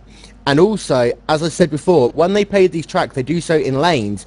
And I've seen most of the issues today have been as the car gets from either the first to the second or the third to the second lane, just getting their right rear tyre where it's not supposed to be, and unfortunately they end up spinning it around and hitting the wall. But there's been some good saves at the same time, Joni. Yeah, tremendous saves a couple of times.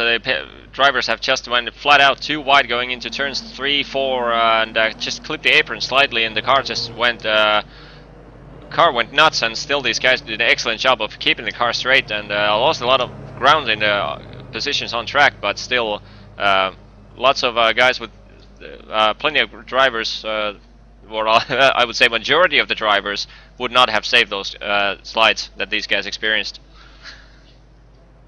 So to reset it for you once again, Matthew Lambertson is your leader, Tim Dodd, Young O, 2nd and 3rd, Randy Cosno 4th, Andrew Aitken in 5th. And let's not forget, Doyle and O have fresh tyres over Matthew Lambertson.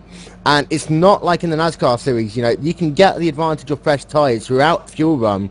Matthew Lambertson's probably had about 30 laps on his tyres now in comparison to the 10 for Doyle and O. And it did really seem early on in this race that when those two were on fresher rubber, they were pretty much unstoppable.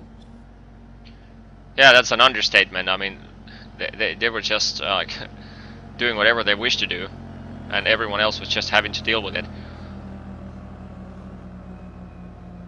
By the way, just quick news on the whoever's joining just now for the CESES tape delay broadcast. We're slightly behind the schedule at the moment, but as soon as the Team Afterburn's IndyCar Series race is done, we will move to the CESES broadcast from Barber Motorsports Park for the Ford Mustangs and Mazda MX-5 Cup cars. So we'll be tuning in right after we finish the Team Afterburn IndyCar Series race.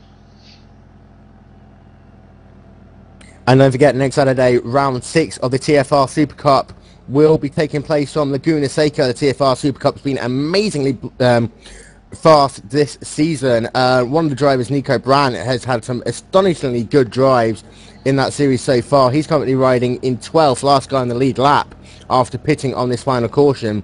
But as I say, it keeps on surprising me, Nico Brandt. He was dominant on the road courses in this series last season.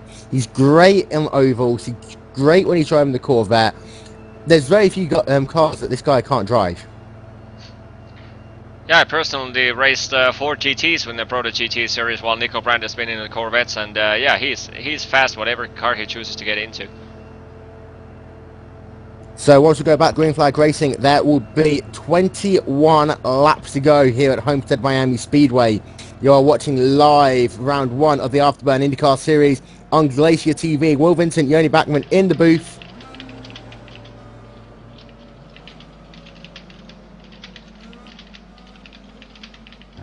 As Matthew Lambertson moving into the high side, the strategic maneuver I was telling you about earlier on. You can overtake on the outside unless you're going to try and overtake the leader, but Matthew Lambertson wants nothing of it. He's going to control the field as they come back down. Green flag in the air. And we're currently starting lap 180 from leader's point, so 21 more laps. And this will be interesting to see now whether Tim Doyle and Young O can try and get the job done. How will Randy Crosno fare? He's currently sat in 4th position. He's going to come under all sorts of attack now from Andrew Aitken. Currently look to the inside as they come out of turn 3 and out front at the same time. Matthew Lambertson getting freight trained by the duo of Doyle and O as come to turn 1. Tim Doyle is your new leader. Yang O races up into the 2nd position. Yeah, that was an excellent slingshot by Tim Doyle. He just went slightly wider into turn 3 as Matthew Lambertson did. Slingshotted himself right into the inside of coming out of turn 4. Nothing Matthew Lambertson could do to stop that one. Randy Crosno started 4th on the restart. He's now down into the 6th position, having been overtaken by the number 26 Team Afterburn machine of Ryan Norton. He's now going to be coming under pressure from Yves One as he looks down to the inside as they come into turn number 1. Yves One is going to be looking for a last hurrah here. I say last year's season champion. He's going to want a better position than 7th. Meanwhile, out front, Tim Doyle and Young O trying to pull away from Matthew Lambertson, and it looks as though they really are trying to eke out that advantage they come across the line last time by, gap up to 5.5 tenths of a second. Yeah, that last lap was full 2 tenths of a second faster than Matthew Lambertson, so this duo is simply flying. Andrew Aitken trying to hunt down Lambertson now as they come into turn 3, about 2 car lengths behind him, but not out Ryan Norton. He's going to see now if he can come up to try and help his teammate Matthew Lambertson in the number 19, as Ryan Norton has caught the draft of Andrew Aitken. And still in the lead, Yago just trying to find his way around the Tim Doyle, it seems right now. These guys are not teamworking up anymore. It seems Yang O is already trying to find his, measuring his overtaking spots from Tim Doyle. Down to the inside, Andrew Aitken, 3rd position from Matthew Lambertson. Almost contact between those 2 drivers. Lambertson isn't going to give out the outside line just yet. He's going to see if he can try and pinch down Aitken as they go into 1. Doesn't manage to do so. Aitken manages to get away, and that allows Norton to come down to the inside. And this is the battle now for 4th and 5th positions. Yeah, the very high line there for Matthew Lambertson just allowed both guys, at least Andrew, right past him, but shuts the door well enough to not letting Ryan Norton pass him. But yeah, I'd say that he's the slowest of these 3 right now. 15 laps to go here at Homestead Miami Speedway. Tim Doyle has pulled out the gap now with Young O to 1 second to Andrew Aitken, currently running in 3rd, Matthew Lambertson 4th, and Ryan Norton in 5th. Ryan Norton really trying to look, see if he can get past Matthew Lamberton, and that's allowing Yves Warner to catch up. You've got a 6-car breakaway out front. Ryan Murray currently running in 7th, coming under all sorts of pressure from Dave Jin, because that's a battle for 7th and 8th. Meanwhile, Giorgio Ponti in 9th, just hanging back for the moment as Ryan Norton again looks to the inside. Looks like he's got the line as he comes into turn 3. Getting it very loose again, almost collecting his teammate Yves Warner behind. But Norton really does not like the inside line in turn 4. Yeah, I was just about to say that his teammate is giving him an excellent push coming through turn 3 and 4, but like you said, Ryan Norton's car just doesn't like the exit of turn 4 in the inside lane. Just almost loses it and gives Matthew Lamberton a bit of breathing space. That's the 4th time I've seen Norton do that. Meanwhile, in the lead, the duo Doyle-O has pulled a 1.5 seconds to number third place car. That's insane. These guys are doing 24.6s, sorry about that. Now, I know that these two are teammates, I know that these two are friends, but once we come to the last 5 laps here, I don't expect Jung Oh to be holding back. Oh and Doyle are very competitive people. Let's not forget in the iRacing Indianapolis 500 last year, this was the story. Tim Doyle in 1st, Jung Oh in 2nd, and Jung Oh wasn't holding back any punches. As you see Andrew Aitken now up into the 3rd position once again, overtaking Matthew Lamberton. He's dropped back into 5th, trying to work down on the inside of Ryan Norton, but Norton looks like he's just about to get clear into going to turn 3. Yeah, much more clean maneuver this time by. No loose cars coming out of turn 4, it seems. Nope. So very clean maneuver this time by, and Yves Warner is also looking to the inside line, just not managing to do so for Matthew Lamberton, but Yves Warner is right in the mix as well, getting in the last 10 laps. Battle also going on track between Rene Murray, Giorgio Ponti and Jason Hyatt. That is the battle for 8th, 9th and 10th on the racetrack. It looks as though Ponti's going to look down as they come past, gets himself past Rene Murray. Doyle Johnson, a lap car, also just into the mix a little bit. He's keeping out of the way, but it does look as though Murray is dropping back in the last stage of this race. But it'll be interesting to see if they can catch Dave Jinks, as we've got now 10 laps to go. So less than 10 here at the Homestead Miami Speedway, as Tim Doyle comes to complete lap 192. Jung Oh looking to the inside. This is where they're going to start heating up. These two drivers now pulled out a 2.3 second lead, and now I think between these two it's go time. Yeah, it's definitely go time, because currently on lap 193, so 7 laps to go. And these guys pulled insane speed with 2.2 seconds separating these Jung Oh and the 3rd place runner of Ryan Norton. And like you said, my personal guess would be the 4 to 3 laps to go. Jung Oh is going to make his move to the inside and stick right to the inside and just try to nail that pass and just block Tim Doyle from getting the inside line again after that. Down to the inside, Yves Warner working on his teammate. Yves in the number 88, last year's overall series champion, trying to overtake Matthew Lamberton. This is the battle for 5th position. Yves Warner has clawed his way back through the field on these last couple of... Lamberton on ice looks as though he's struggling. Yves Warner is going to be classified with 5th, which will complete lap 194. And it looks as though Yves is going to make one last charge, try and get himself onto the podium. Meanwhile, out front, the gap is never more. Caution out on the speedway, sorry. Caution is out on the speedway, and that looks as though that will be perhaps the end of the race, or we might get one more lap. I think it's going to be one more lap, because that was 195 that we got the caution out, so it will, my guess would be 199 will be the green flag. That would be 2-lap shootout. Just having a look through the field, so it was Steve Clays again. Unfortunate incident by him. Looks as though he had a little bit of contact with Julian Pham. Come down, Julian Pham came up about a lane in turn 3, and at the same time, Steve Clays working on the outside line, came down a little bit at the same time, trying to pinch him down. Gets the car down onto the apron, spins it around. I'm not sure whether or not Danny Inch had a little bit of contact, but it looked as though Robert Carlson just manages to get his way around him.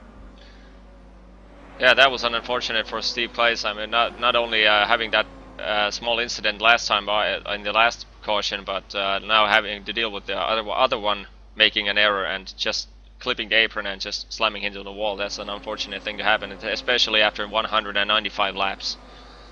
But I tell you what, though, Joni, these races, they are, full-length races are a large part as what they run in real life in IndyCar. And we're 1 hour and 49 minutes into this race now, and fatigue must be starting to set in for these drivers. Yes, it's oval racing, but unlike on road, you've got to be so line specific, lap after lap, managing your tyres, working in big packs of other drivers. I think a couple of these guys are starting to get a bit tired now. Yeah, not only tired, but if you just if your bladder just starts to fill up and you're getting uncomfortable with sitting like 90 minutes plus in the seat and not having any chance at all of taking a break to get something to drink or visiting the bathroom real quick, and that is gonna pay off, and especially seen in endurance races, the small things can just pile up to be one major dilemma, and that's not a good thing if you're doing 300 plus kilometers an hour around ovals. Looking to see whether we get the 2 to green or the 1 to green this time by. Tim Doyle is your leader. Young O currently running in 2nd position. Ryan Norton 3rd. Andrew Aitken 4th. Yves Warner in 5th. Matthew Lambertson in 6th position. Keeping an eye on that pace car as we come down. Lights are still on, so it looks as though we might get just a 1 lap shootout. Yeah, it strongly looks like it, and what more? Well, I personally would have enjoyed seeing a 2 lap shootout, because then they would have had the chance to fully get up to speed and go 2 wides. But now it's up to whoever launches the best out of the line and manages to seal off the inside. And not that the inside line would be the only way around this track, but if you nail the inside just enough to prevent any cars from getting inside you, that's pretty much a done deal with 1 lap to go, unless you have an excellent launch from guys coming right behind you and they just cooperate around the outside group. So the story of this race has been all the way around Tim Doyle and Young O. Tim Doyle and Young O did qualify on the front row, started from pit lane. We still need to know what reason why they did that. So it'll be interesting to see if we manage to talk to them. We'll bring the interview next week, because I know we've got to go straight over to the CES broadcast once we finish here. But Tim Doyle, Young O, starting in the back, moving away to the front numerous times. Ryan Norton, the number 26 team Afterburn machine, done a solid job getting himself back into 3rd.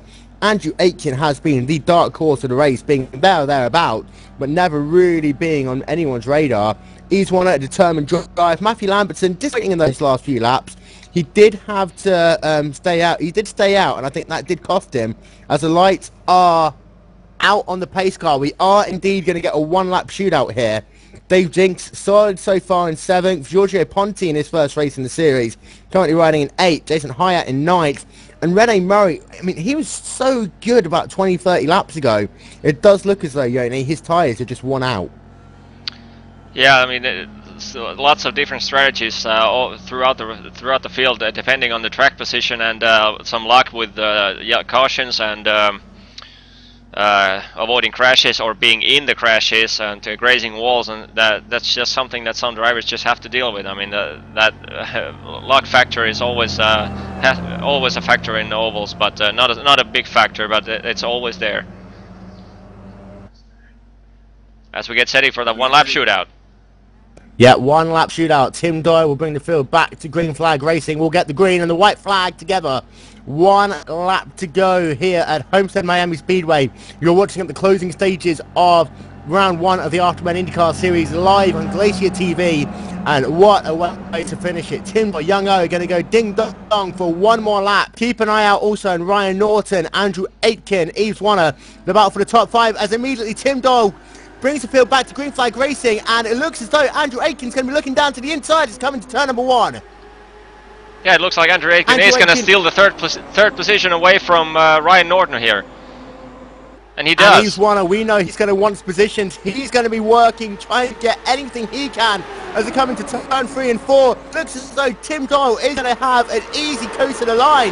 But at the same time, oh sorry, Yves Warner, I believe, had to run the apron there. 3 wide could come across the line. But Tim Doyle wins round 1 of the Afterburn IndyCar Series. Young O finishes 2nd. And I believe Andrew Aitken 3rd, Ryan Norton 4th, Yves Warner 5th, Matthew Lambertson 6th. Dave Jinks 7th, Giorgio Ponti 8th, Jason Hyatt 9th, Rene Murray rounding out your top 10. 12 drivers finishing on the lead lap. Nico Brandt, Randy Krosno were 11th and 12th. A couple of determined drives by John Ailes and Julian Pham in 13th and 14th. On a lucky day for Mark Warmington, Doyle Johnson, they 15th and 16th. But a crazy finish there, Joni. The battle for 3rd, 4th and 5th. Indeed, and are you sure that Andrew Aiken got the 3rd place? Because in my score sheet it says Andrew Aiken is back in the 4th. But yeah, that was an insane race. Just having a look. And as I think what tried happening there is Yves Warner and Ryan Norton just touched wheels a little bit. That made Yves Warner very loose and gets down onto the apron, managing to bring it back up. But it does look as though, yeah, Andrew Aiken does manage to take the 3rd position there from Ryan Norton. Yeah, I'm rechecking right now, and I actually, yeah, the scoring showed Andrew Aiken in 3rd position, but sorry, in 4th position, but he's actually 3rd and 30.031 of a second apart from Ryan Norton. So yeah, Andrew Aiken is in 3rd, unlike the score sheet just showed us. So we will try and bring you as much information as we can pre-race in our next broadcast, which will be coming to you live from Daytona International Speedway's road course. We're not that crazy to make them race on the oval themselves, but 78 laps on Daytona International Speedway on the roadside. We'll be bringing that to you next week, same time, 5 p.m. GMT, live on Glacier TV. You've been watching round 1 of the Afterburn IndyCar series. I have been Will Vincent. That has been Joni Backmann. Very good evening to you. Yeah, good evening, and hope you enjoyed the broadcast.